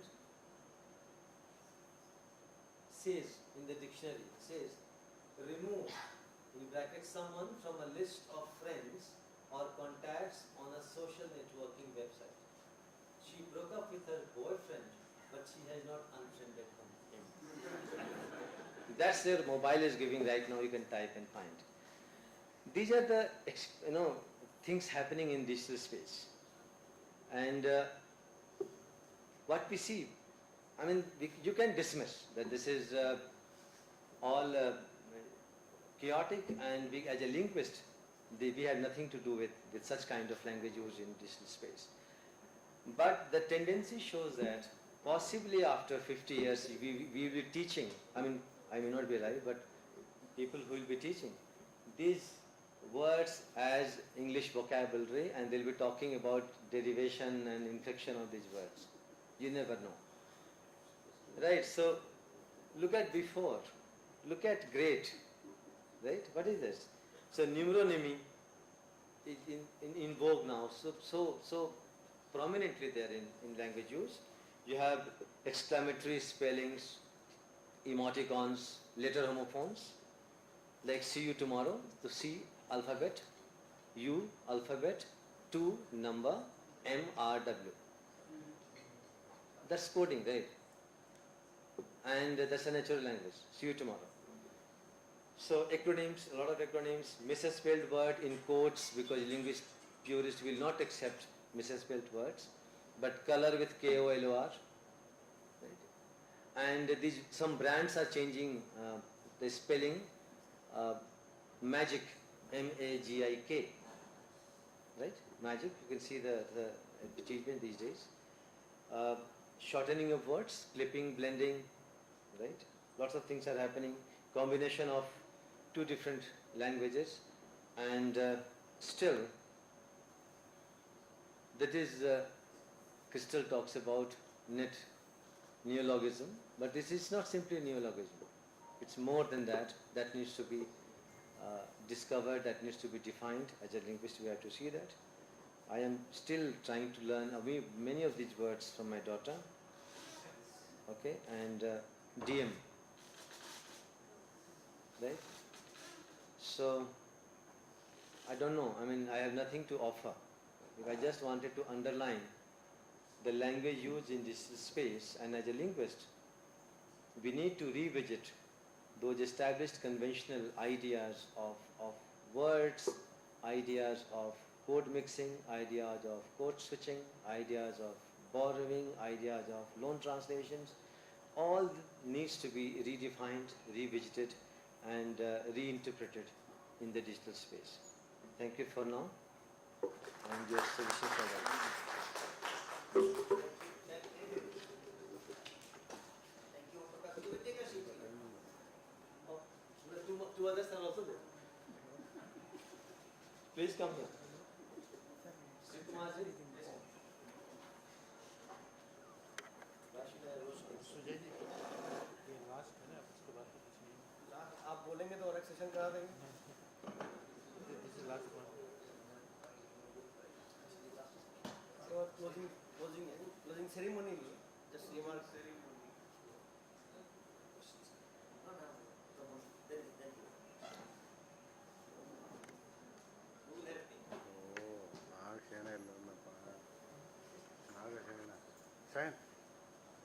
Sir.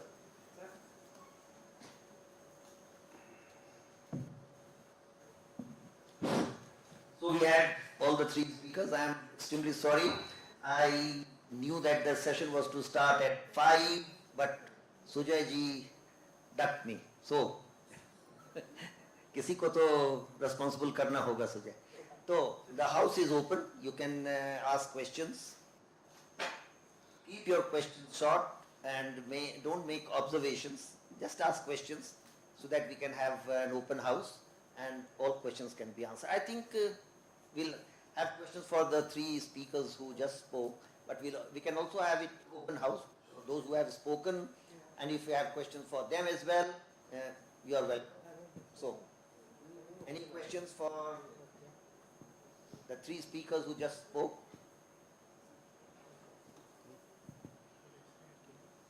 Thank you. I must congratulate all the three speakers, very eminent speakers. They have given their talk. I will start with Dr. Om Praksh. I have written 2 articles on text messaging, like how it is affecting the writings and how corrupting the grammars of that language. So whatever you have said, we completely agree. Like what is going to happen in future, we do not know, but still we can work to retain the originality in whatever way possible. We can do that. So I think you may have a look what I have said in my article, so that would help you to make more argument, more convincing whatever we are talking about as a digital space. My concern is like how you relate your talk with the theme like Bharatiya Bhasha Parivar when we talk about India as one linguistic area. I did not relate your talk. Your talk is very much rich and relevant in one context, but how we are going to relate it when we talk about India as one linguistic area. See, if you try to find direct implication or direct connection, of course I did not talk about India as a linguistic area. I talked about the physical notion of area, which is being challenged and redefined in the post-digitization. Right? So possibly the kind of things we are talking today may become, they have to extend to capture this changing notion of area. Because the way language use is happening in digital space, I don't know, I mean, what Castle calls it, we started with virtual reality, we are moving towards real virtuality. You never know how this area will emerge after 50 years. So we are talking about the last century. When we talk about India as a linguistic area, I was trying to point out towards the coming times when this area has to be reconfigured. Okay. And at the same time, one comment that you made, challenging purity of language or corrupting something like that. No, I don't. As a linguist, I don't believe that we can corrupt language, because if you study even the historical linguistics, we talk about language change, and we have this reluctance to accept that change is the only constant thing. Language has changed, language will continue to change, and there is nothing called pure language and corrupt language. But you see corruption today will be normal, natural, and in vogue 50 years Yeah, afterwards. we do agree. Thank you.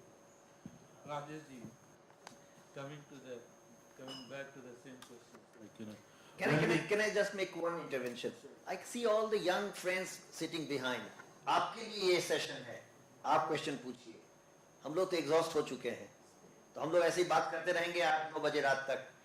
आप पूछिए प्रश्न. ये जो सब लोग बोल गए यहाँ पर, आप प्रश्न पूछिए, तैयार रखिए अपने प्रश्न. वासी साहब के बाद I will like to have question from behind. ये मतलब नहीं है कि वासी जी यहाँ की इस रूम में यंगेस्ट हम ही हैं. When we say like मुझको चाय पीनी चाहिए, मुझको किताब खरीदनी चाहिए, मुझको घर खरीदना चाहिए, and मुझको घर जाना चाहिए, मैं घर जाना चाहता हूँ. So I am to some extent convinced like चाहना will always go with the verb, that's fine.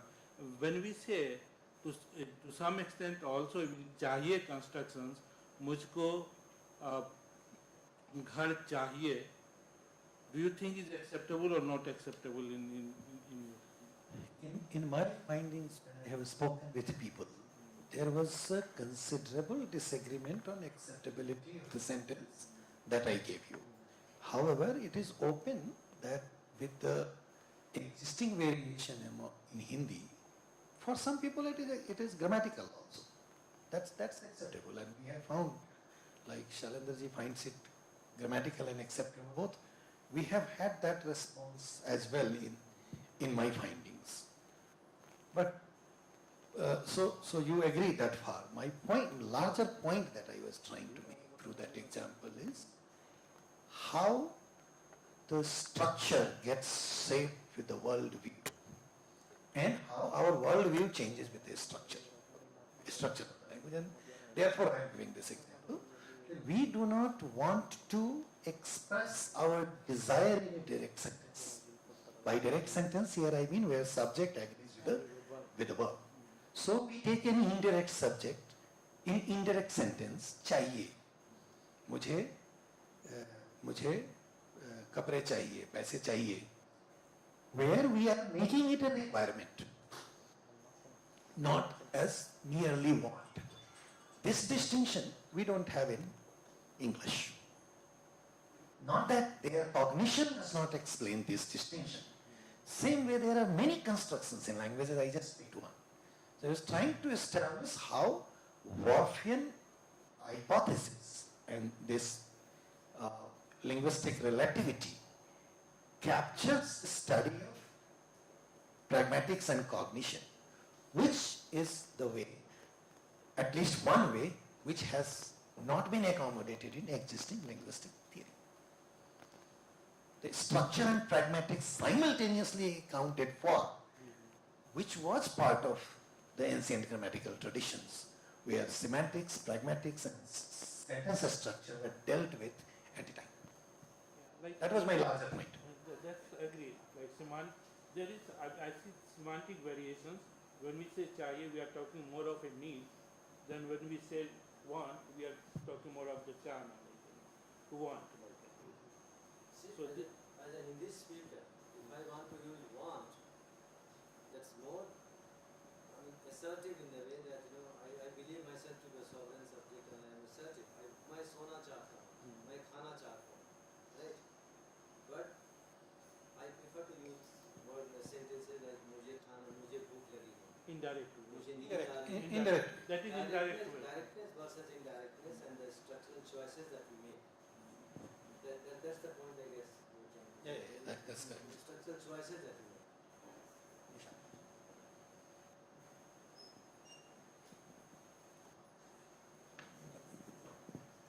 Thank you. I have two questions.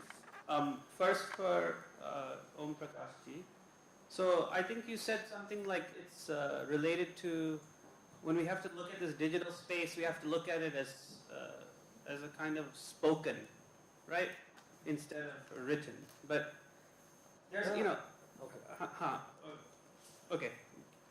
but maybe I think what it's doing is it's giving a certain pragmatics of writing, right? Like a way we're using script in a different way, because a lot of the things we write actually we cannot capture in speech, but we're giving a pragmatics to the writing that, you know, in our standard literacy, it doesn't allow us, perhaps. So perhaps, or maybe it's just a rephrasing, but maybe it's a certain different kind of pragmatics that's being associated, that can't be associated with speech or writing as we think of it, right? So there's a certain other kind of pragmatic system we need to work at. So that's my one question. Should I ask the other one? Yeah, so Or you can respond. you are actually complimenting what I said. I said that we cannot have boundaries of reading and writing. I just said the basic underlying point was that we have to get away with these binaries, like written and writing and speech. Because what you see as a text on the digital space is approximation of a speech. At the same time, what you said, we are playing at a different pragmatic level as well. So we are creating a fine balance. Those theories which talk about speech and writing as two different genres and forms, these forms are merging, and it's a hybrid thing that has to be interpreted in a different pragmatic lens. That's right. Yeah. Or something. It's like a different pragmatic way. Yeah. And then one question for Professor Sreekumar. So it seemed like it's an interesting, proposition. So yeah, it makes sense. We have Prakrits, and then Sanskrit, of course, the meaning of Sanskrit is like a perfected language or something that must have come from the Prakrits in some ways. Prakrits are the space, right, in which of the spoken space, right? The space of the everyday, whereas Sanskrit in some sense was in either ritual or literature or something like this, right? So, but actually it seems to me that the concept of Prakrit is still pretty vague. The concept of Sanskrit is not vague because we have a lot of treatises on it, right? So we think, okay, when we think of Indian grammatical tradition, we just think of Sanskrit things, right? Like Panini we talk about, because it's the one that is very clear, because it's a kind of a standard. So if we're going to make the, kind of say the base is Prakrit, then I think how would we go about, there's some proposals, I think, but how do we go about defining kind of what is Prakrit, going about what is grammatical investigations, then we can relate it in a certain way, right? The Prakrits to the Sanskrit. So I'm just wondering what your thoughts are about that. And then, because then Panini may not be the actual, it's important, but it may not be the thing we need to explain that direction, the directionality of what you're proposing. My point is the current position of Sanskrit is Old Indo-Aryan, Middle Indo-Aryan, Modern Indo-Aryan. Sanskrit is placed in the Old Indo-Aryan. It is outside India. Prakrit is placed in the Middle Indo-Aryan. It is inside India. Then the Modern Indo-Aryan. If you take that chronology, Sanskrits are inverse. It is outside. But logically, if you argue, if the recent studies show that there are number of languages out of which some language may emerge as a standard language. That is what is happening now. But the idea, chronology of Sanskrit is the mother of the Prakrit is basically wrong. You cannot describe it. We may have a number of Prakrits all over spoken in India. You see there are Middle Indo-Aryan evidences in the Old Indo-Aryan. How do you explain that one? So therefore we have to reverse the chronology. Sanskrit is originated from the Prakrit, not the vice versa. This is a colonial argument. The chronology which we have colonial arguments. So if you want to decolonize, you have to subscribe, you have to undo the methodology. That is the hint I am giving to you. There are two arguments. One is we have a native argument from Kerala. There is a Chattambi Samigal. He is a scholar, unaffected by colonial discourses. He made an argument that Sanskrit is a standard variety of Prakrit. At the same time, we have modern studies showing that in Australian area, the punctuation theory show that it is very clear. No standard language come out from the number of dialects which we have. Out of this, Sanskrit has come out. Sanskrit was a cosmopolitan language, standardized language in India. It is standardized Sanskrit. You see the roots. That itself say that.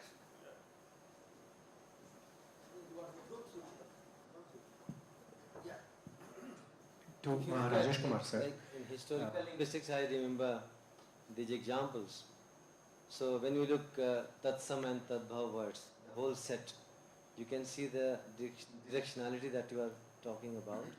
So let's say ag, the modern Hindi word ag in Pali. So agni, Sanskrit, aggi, Pali, ag. What is happening? Compensating, lengthening, and metathesis. The sound change. Amra, amma, am, hasta, hatta, hath, sutra, sutta, sut. So I don't know how to place the other way around. When you said Sanskrit is a standard version of practice. Because the problem is that So we that base this it is on little text over confusion. here. We base it on the text. So, we have Vedic Sanskrit is like our kind of oldest text. So we think that's the oldest, but we don't have the texts of the Prakrits necessarily. We don't have the evidence. I mean, the proposal seems You have the text in Pali, the whole Pali, Dhammapada, which is later. the right? whole Dhammapada in Pali. That's the early. So that you can see the language change. There you can see metathesis, compensatory lengthening and vowel alterations happening from Sanskrit to Pali. I have no idea what Prakrit, how we can. somehow reverse. Yeah. But anyway, To Rajesh Kumar, sir. As you were little skeptical about this Vasudhaiva Kutumbakam, and you just showed that answer, question that where this Vasudhaiva Kutumbakam came from or what is the source. So correct me if it is not a question, it's just my guess. Correct me if I am wrong. And this verse has been taken from Maha Upanishad. And it is actually, you quoted only the half portion of Vasudhaiva Kutumbakam. It is actually Udara Charitanam tu Vasudhaiva Kutumbakam. It is in that context. The people, the person who has a broad minded, for him or for them, it is Vasudhaiva Kutumbakam. Not in, the political agenda. This is what I just, this is my comment on that. You are absolutely right. And to rectify it a little bit, I was not cynical about that, and I didn't have a question about Vasudhaiva Kutumbakam. My point that I was trying to make is the philosophical approach of civilization, which comes to half or full, Udar Charitanam Vasudhaiva Kutumbakam, or what is that sloka which says, take me from darkness to light, Tamashoma Jyotirgamaya. The place that is known as birthplace of democracy. My point is, these things are not something that we are trying to practice. These things are outcome of our life. That's the point that I was trying to make. And the larger point that is, so there is no cynicism about it. The cynicism is, you see, when we have such thing, so and others are still debating about types of democracy, right? So I'm not also creating a binary between us and others. I'm talking about this landscape is democratic in a natural sense. It doesn't have to establish itself as democratic landscape. Get this thing. And through that, I am saying, so the question of India is not questionable. The idea of India is not questionable. And the two examples that I gave, people trying to establish it's a union of a state. It's something. All those things are in the direction that a strong India, one India, is threat to many. I am not defining that many. That's the point that I was trying. Sir, I have a question for Professor Rajesh Kumar. It's regarding those two sentences. मैं एक कमीज चाहता हूँ, मुझे एक कमीज चाहिए. Although both are grammatically correct, is there a kind of we can say superiority or dominance in second sentence which makes it more acceptable, or which makes acceptable and first one unacceptable for some people? Because if we see expressions and other suprasegmental features in second sentence, it looks like pitch is different, other things are different in second one. Is it so in these two sentences? No, not at all. My point is very simple there, which just a minute ago I described, explained. I am making a very simple point through that. And I want you to see the grammaticality or ungrammaticality or the entire discussion of those two sentences in the context that I am talking about, which is Wolffian hypothesis.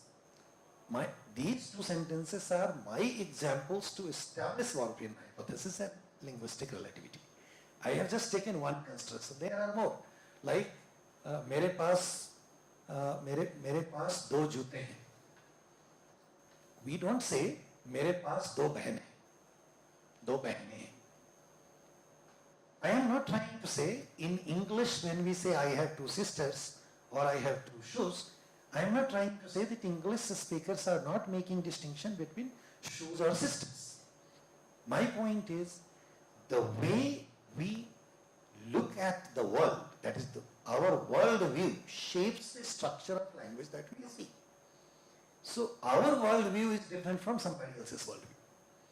That was the larger point. Coming back to you, to the specific question that you are asking,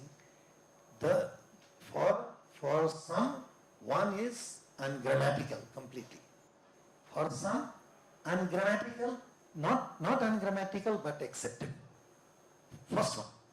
For some, both acceptable and ungrammatical. None of the three judgment challenges the main point that I am talking about. Get it? So, for those whom it is grammatical, their worldview is different. For those it is only acceptable, their worldview is different. And I am connecting it to the study of language pragmatics and human cognition, not being devoid of the study of a structure of language. Get it?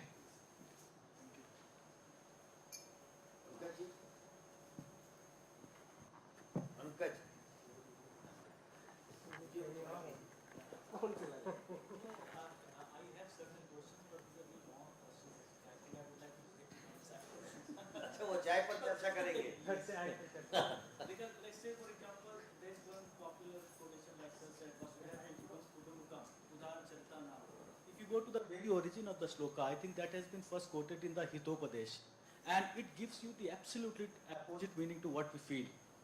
It's a kind of satire, where one animal is trying to cheat the another animal. If you go to the original, so it's not comment on the paper. I mean the shloka itself. So it's a satire if you go The discussion is on the shloka. So maybe like usually. Just one moment. Yeah. I am ready to take it as satire also. Yeah. I did not give you an example. I watched a movie. Many of you would have watched a movie. I don't watch movies, so excuse my knowledge about that. My Fat Greek Wedding. There is a movie called My Greek Fat Wedding or something. Yeah. Check the internet as Om Prakash is talking about. So you will find it. There was a sentence which appealed to me a lot. It's little humiliating to others. So one person is commenting on the other. When your people were jumping on my trees, we were writing poetry. That's not the point I am trying to make. My point is, whether it is half sloka, full sloka, I know Sanskrit, I don't know Sanskrit, doesn't change the point. My point is, even as a satire, when somebody says this thing, has the capacity to say this. This doesn't come in isolation. When you have capacity to say something of this type, when you have capacity to pick, look at Lakshmi Kanraj, Bajjika was their language. There is one place which gives the entire India distinction of birthplace of democracy, which is on the other side of Ganga, was not part of Magadha Empire. History is evidence for that. So when there are people even now not ready to allow somebody out of family to get selected democratically. People before Ashoka, before Chandragupta Mauryas were selected their rulers in a democratic fashion.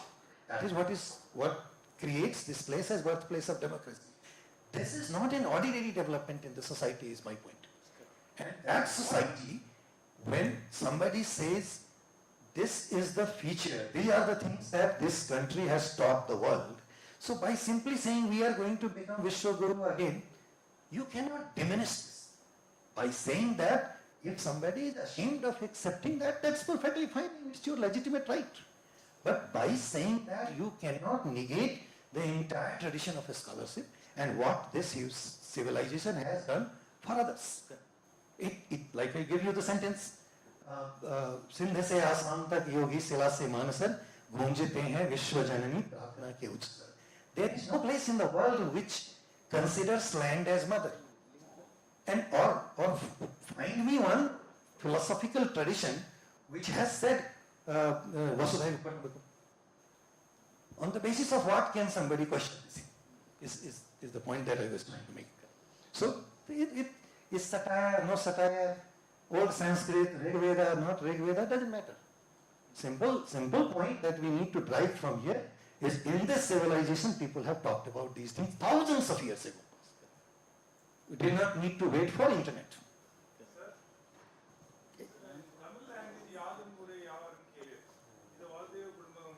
Perfectly all right, sir.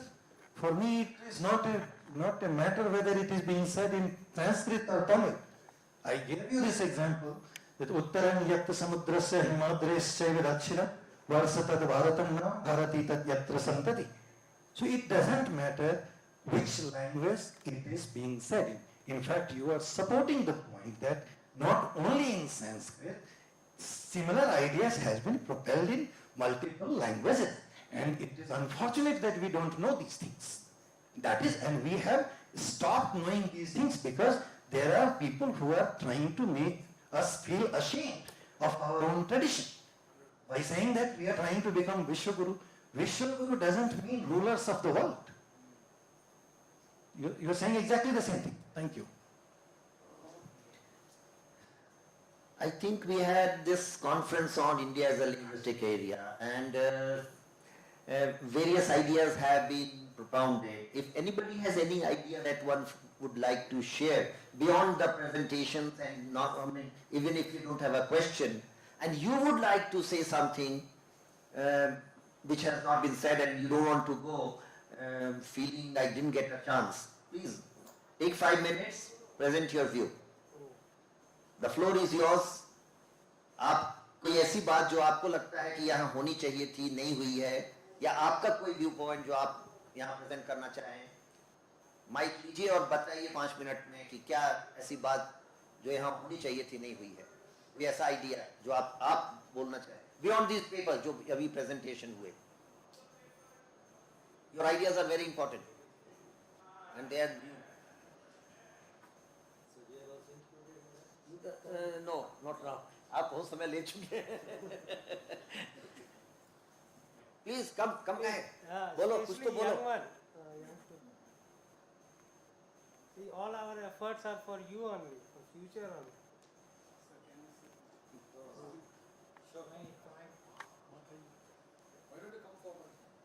नहीं ठीक है, mic दीजिए, समय नहीं कराते.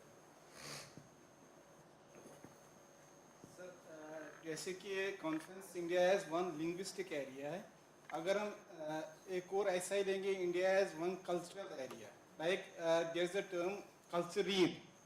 Culturism is a term like we study culture in, like we study phoneme in linguistics, we study culturism in cultural terms.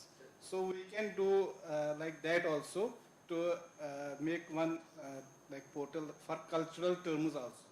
Is that? हमको लगता है इसी पोर्टल में अगर वो एस्पेक्ट्स भी लिए जाएं, ठीक है. इसमें तो आपने बहुत सारे लिए हैं, लेकिन एक मिनट, कल्चर के जो एस्पेक्ट्स हैं वो भी अगर इसमें लिए जाएं तो कैसा रहेगा. ऑब्वियसली वेबसाइट तो बहुत बड़ा हो जाएगा, भी हो जाएगा, लेकिन I think it's a good idea कि वो भी कंसीडर किया जाए. सर आप दोनों लोगों को एक सेंटेंस बताना चाहता हूँ. ये लिया गया है आप उसको एक्सप्लोर करके देखिए. 700 words that this Professor Salendra Mohan mentioned, they are all culturally rooted terms. And the effort is also to show how it sounds and how it sounds in other languages also. To start with the limitations of resource and space, we have attempted to do 22. This is not the end of it. The goal is much larger. What he means is including What that? culture and cultural practice. Got it. So what answer to that question is, this is an open project. It's not shut at this stage. It will keep expanding. And therefore, Professor Sharma asked you to give ideas. We'll take notes of that and we'll put them there. And also give us a little concrete way that what do you understand, whether you interpret cultural item as a system like khane ka, iska, that is the way, or you want certain things like we got it like puja paddhati as a one unit and then see across Indian languages what happens.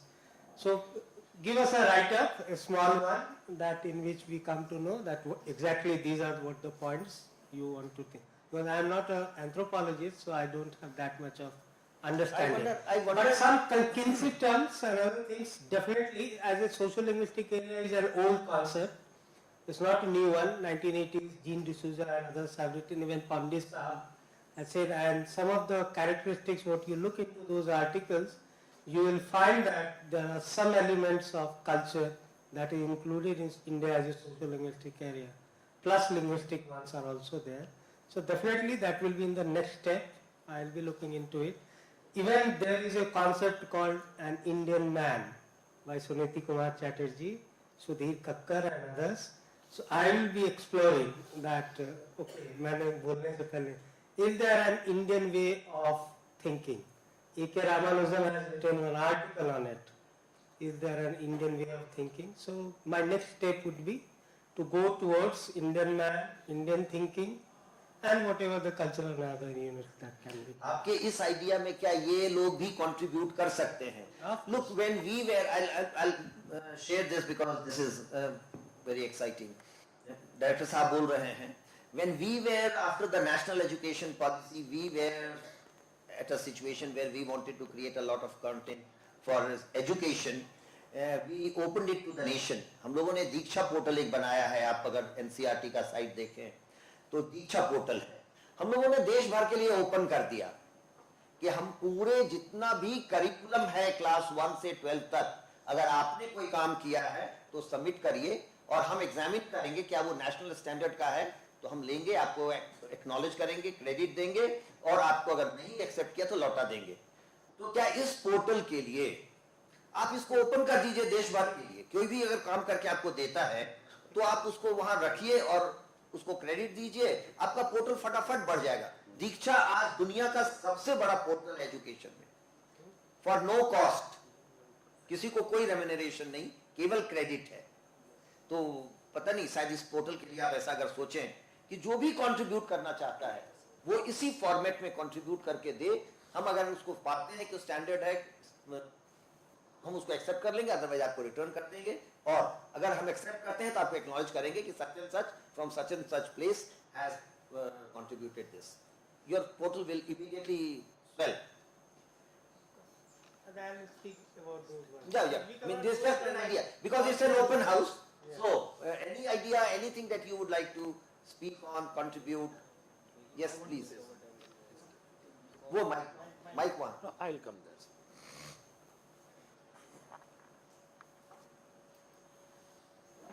First of all, I really appreciate all the presenters today, but I would like to raise a doubt that we have been coming across for the last few days or so. Just before Sir mentioned about National Education Policy 2020, and recently Government of Maharashtra has taken a decision that at intermediate level, out of 3, like the local language Marathi, then Hindi and English, out of 3, the students can opt for any 2 languages. So it means most of the students from rural area, they will drop English. Now my doubt and question is, if at all you really look at the national level and even at international level, the Indian human force or human resource has got acknowledgement across the multinational culture and your corporate culture. It is because of our competence on English, right? So whether it is engineering, sciences, or even education, whatever that you say, suppose you are going to create this kind of situation for the upcoming generation where the very intelligent students in their respective languages they may be good at, but unfortunately if they don't get exposure to English because of their own choice, don't you think that it will definitely hamper in the days to come? So I would like to have, at least grow in the global market. Kachru and all that. I remember I mentioned like my first conference was here. हम तब से ही बात debate कर रहे हैं. English को भी थोड़ा दिन आराम करने दीजिए. इंग्लिश बहुत बहुत मेहनत कराया है. हमारी भाषाओं को जरा ध्यान दिलाइए और सेंटर स्टेज से. NAP 2020 does not stop use and learning of English at anywhere. 64 pages document, you read that. Towards page number 40 and onwards, they talk about language policy. Right? In fact, after 1968, 1986 and 2001, this is the only document that categorically talks about 3 language formula and implementation of it. If you read the order and the notification that you are referring to, English, it can be studied from any grade by the student in the foreign language category. So what they are saying, out of the 2 languages, one has to be, out of the 3 languages, one is of course foreign language, you can go for German, you can go for French, you can go for English. I am talking about NEP 2020. And then 2 languages, out of which one has to be home language, regional language, and it is slashed. Home language slashed, regional language slashed, mother tongue. This is how it says in the NEP document. So your mother language, home language or regional language is one choice, Hindi, other choice, or any classical language, other choice. So out of 3, 2 languages have to be Indian origin. The word Indian origin they talk about, right? Read the document carefully. English is not restricted and prohibited anywhere in the NEP 2020 document. He is talking about NCF document that was recently released in 2020. National Curriculum Framework for School Education, CFSE. छूट है उसमें. देखिए कहीं भी रोक नहीं है और कहीं भी जोर नहीं है. ना आपको मराठी पढ़ने पर जबरदस्ती कर रहे हैं, ना आपको अंग्रेजी हम छुड़वा रहे हैं. आप जो चाहते हैं पढ़ लीजिए, लेकिन कुछ लैंग्वेजेस को हम प्रमोट करेंगे. मैं कॉलेज पढ़ो ना भाई. We will support those who study English, but those who want to study Sanskrit, Arabic, Persian will have to bear the cost. We are reversing that. I am one of the authors of NEP 2020. मैं college और अंग्रेजी को पढ़ने के लिए पैसा दे रहा था, तो आज हम वही तो वर्ड विथड्रॉ कर रहे हैं. पर्शियन पढ़ो ना, अरबिक पढ़ो ना, संस्कृत पढ़ो, हम खर्च देंगे. अंग्रेजी पढ़ना है अपने कॉस्ट पर पढ़ो. यही तो मैं कॉलेज ने कहा था ना. इंग्लिश पर डिबेट मत ले जाओ. India as a linguistic area पर बात करो, इंडियन लैंग्वेजेस की बात करो. सर बात अंग्रेजी की नहीं है जी. मैं कहना ये चाह रहा हूँ कि आज we are on the way to globalize the concept of almost everything. One thing. Second, आज हम सॉफ्टवेयर में डोमिनेट, हमने अंग्रेजी पे कमांड है, टेक्नोलॉजी पर कमांड है, और हम अपने आप को इंटरनेशनल मार्केट में ले जा चुके हैं क्योंकि हम अंग्रेजी में अच्छे हैं. चाइनीज क्यों नंबर 2 या 3 पर है सॉफ्टवेयर में? Because they did not learn English as we could learn. तो मेरा कहने का मकसद ये है सर कि okay we should promote Indian languages, no doubt about it. It's a matter of pride for अस.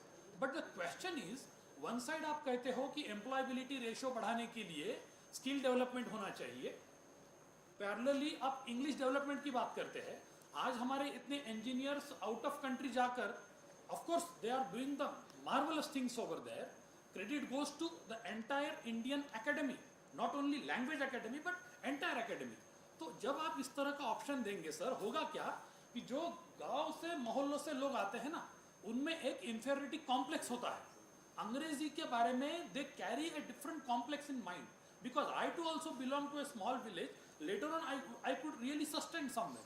लेकिन जो बच्चे हम देखते हैं, because I teach in a taluka place, वहाँ पर जो स्टूडेंट्स आते हैं सब, सबसे पहला एक ही डर उनको होता है, अंग्रेजी कैसे पास करूँ, how do I get 40 marks out of 100 so that I will qualify my compulsory subject. लेकिन उनमें टैलेंट अगर देखें, कभी कभी जिसकी अंग्रेजी अच्छी है उससे भी जेन्युइन टैलेंट वो बच्चे के पास होता है, क्योंकि वो सिर्फ एक डर लेकर आता है। अभी हम यही आंसर करके आ रहे हैं इंटरनेट लेक्चर पे। देखो, you consider the goal post to be constant. हम गोल पोस्ट ही चेंज कर रहे हैं। आप कह रहे हैं कि हम कैसे जॉब पाएंगे, अंग्रेजी सिखा दो कि जॉब मिले। हम जॉब का क्राइटेरिया ही चेंज कर दे रहे हैं। अंग्रेजी आती है नहीं मिलेगा जॉब, मराठी आती है जॉब देंगे, कन्नड़ आता है जॉब देंगे, अंग्रेजी आती है go and find a job for yourself. Let's not convert the discussion to English. Let's stick to India as a linguistic area and yeah. The policy never talks about anti-English. आप पढ़ना चाहते हैं पढ़िए। Teachers often ask me when I speak on NEP 2020 कि साहब हमने कहा है कि फाउंडेशन में मदर टंग, हमने कभी नहीं कहा है कि आप अपने बच्चे को इंग्लिश मीडियम में भेजना है तो भेजिए जरूर भेजिए। लेकिन मेरा बच्चा जो कि मगही का बच्चा था, मैथिली का बच्चा था, भोजपुरी का बच्चा था, वो पिछड़ गया क्योंकि आप अंग्रेजी को प्रमोट कर रहे थे, हम उसको प्रमोट करें। Any other idea? सर, अब प्रोग्राम कोऑर्डिनेटर का एक सबसे बड़ा जो माइनस पॉइंट है, आप ज्यादा बात नहीं कर सकते, तो इसलिए मैं पूरा 2 दिन कुछ क्वेश्चन कर ही नहीं पाया। तो अब एक क्वेश्चन है आप लोगों के लिए, इन लोगों के लिए, और पूरा ऑनेस्टली इसका आंसर देना। How many of you access our portal and searched all this option?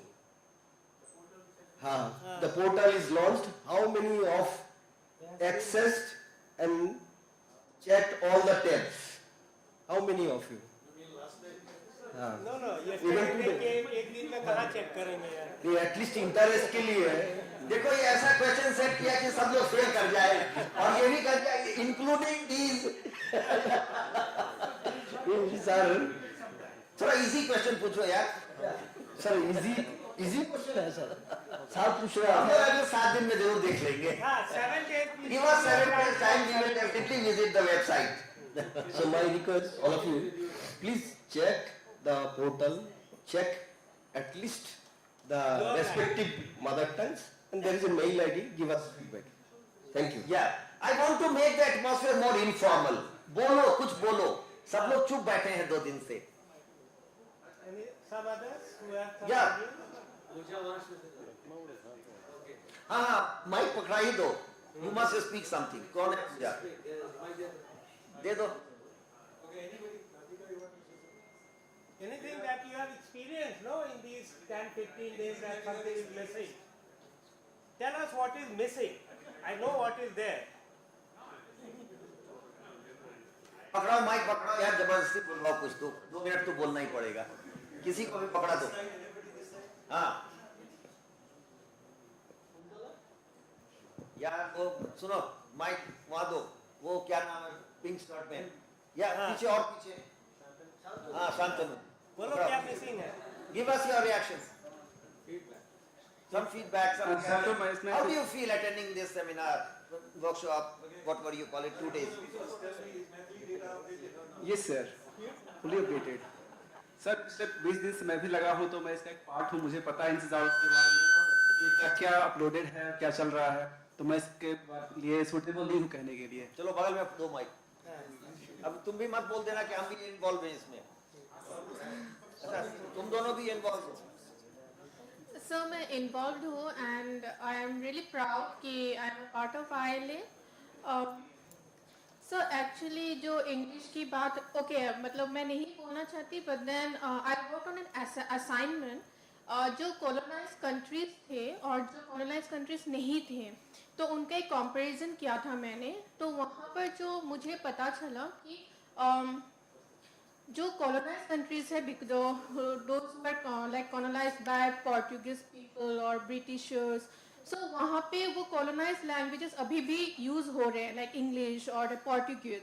तो वहाँ का जब स्टडीज़ का जो कंपैरिजन किया था, और जो कॉलोनाइज कंट्रीज नहीं हुए, कभी भी नहीं हुए, like Japan, So like, and their medium of studies has always been the native language, जैसे Japanese. तो वो लोग ज़्यादा succeed कर रहे हैं, and जो मतलब दूसरे इंग्लिश या colonized countries है वो नहीं कर रहे हैं. So जो NEP कर रहे हैं कि mother tongue जो है, अगर बच्चे बचपन से mother tongue में अगर सीखे तो I think it will be more helpful. And that's what the NEP says. Yeah, that's Every right. child must study in mother tongue. Yeah. We have only 26% participation in higher education, and the reason is that we compel students to study only in these 22 languages, which are not their languages. My language is not Hindi. मैं हिंदी भाषी नहीं हूँ, मैं मगी भाषी हूँ, और बहुत मुश्किल हुआ हिंदी सीखने में. तो we have taken note. I was part of that subgroup, the Cape subgroup, which has decided on that and written this. Any other observation? You are from Tezpur. Yeah. Tezpur University. Good. I am on the Board of Studies of Education there. Any else?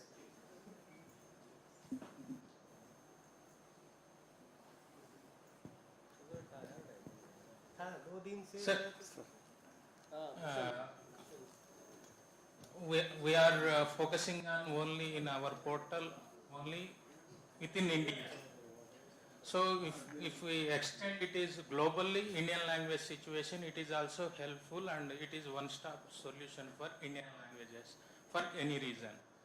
And we have recent migration for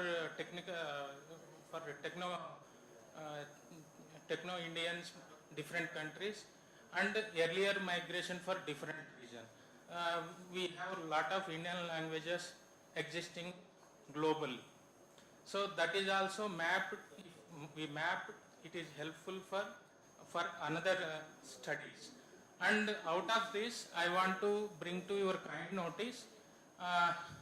Recently, we have conducted Gondi Kolami Primers Development Workshop.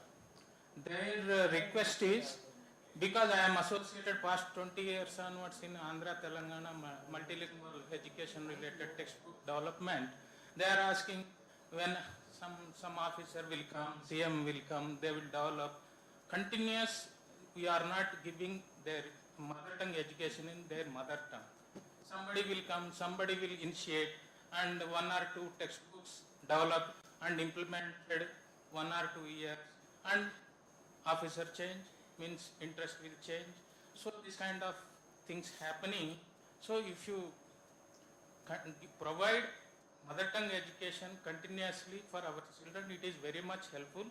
It will reduce the dropouts. It's part of the policy, and I must share that the textbooks or the primers for the early years are already made. Jadui Pitara has come out, which is in many languages now. So I don't think anybody can reverse this.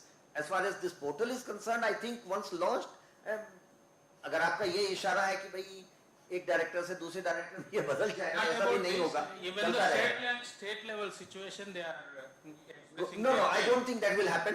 Although education is. I want to offer a suggestion, Honorable Director, sir. Yes. If you please could allow me. Yeah, please, Mike, a short and crisp suggestion. इनके लिए suggestion is महीने भर वाला दीजिएगा, साल भर का मत दे दीजिएगा. Thank you very much, sir.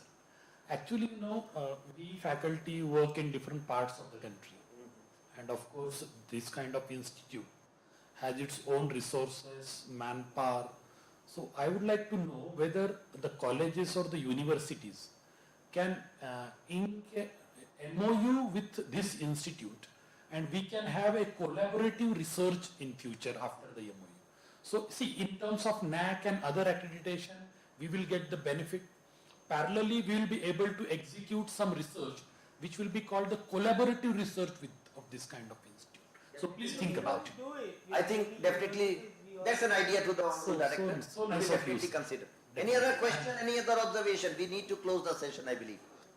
It's too late, and 2 योद्धा तो यहाँ से छोड़ के जा चुके.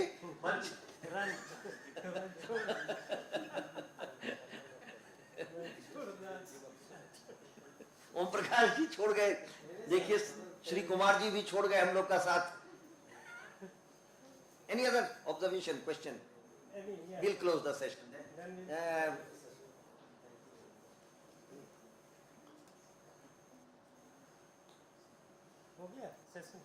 I think the session is over, and so I must say thank you. And the floor is yours. I'll take 1 or 2 minutes, and after that we'll have this. Yes, yes. Thank you so much for beautiful presentations, and thank you so much for that open discussion. It was very productive. Thank you, sir. And with that, we come to an end of the celebration of India as a linguistic area, with the idea that this is just the beginning, with the ILA portal open for public and to access and to understand, and how to go about your own language and understand the shared features among the Indian languages. Now the floor is open for our respective directors, sir, for the closing remarks.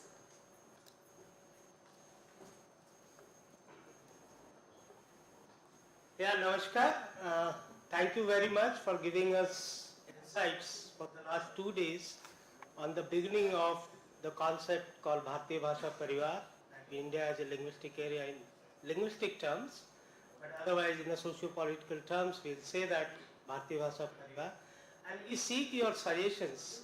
Now the portal is open for all of you. Kindly circulate this information to others and provide us the feedback that where we went. We know that what is available on the portal. What we don't know is that where are the mistakes and what are the other suggestions that you all can provide.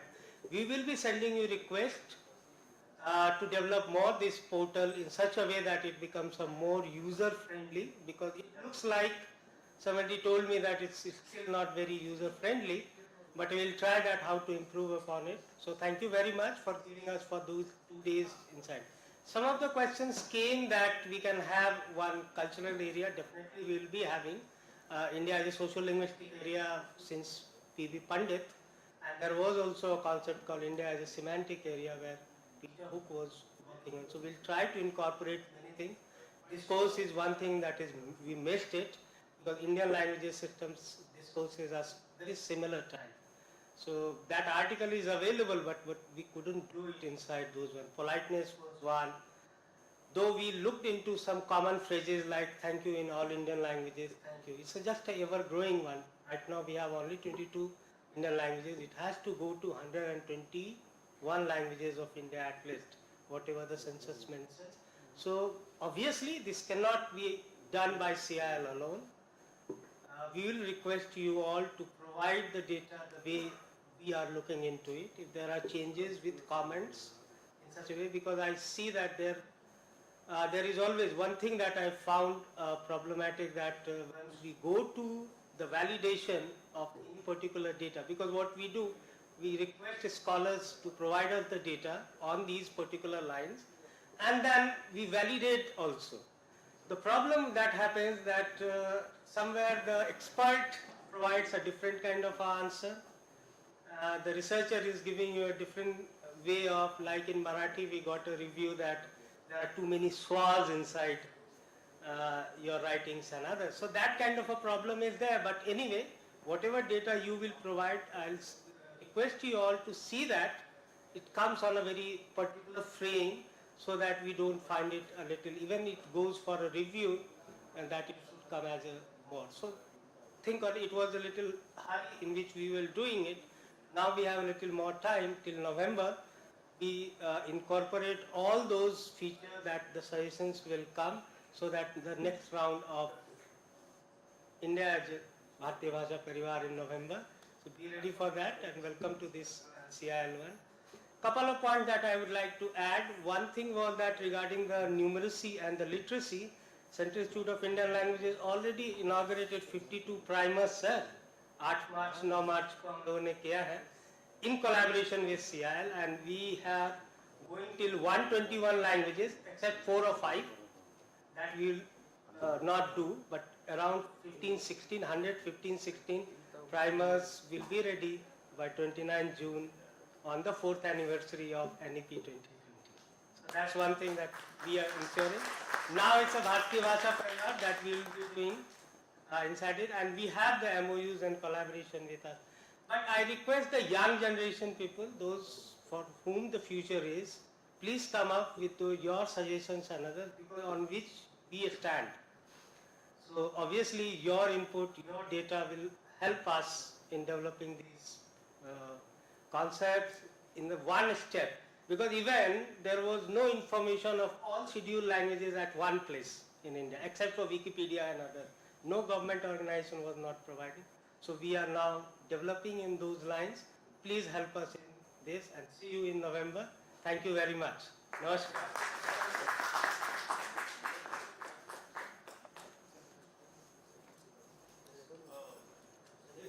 Thank you, sir. Now I invite Dr. Sujay Sarkar for the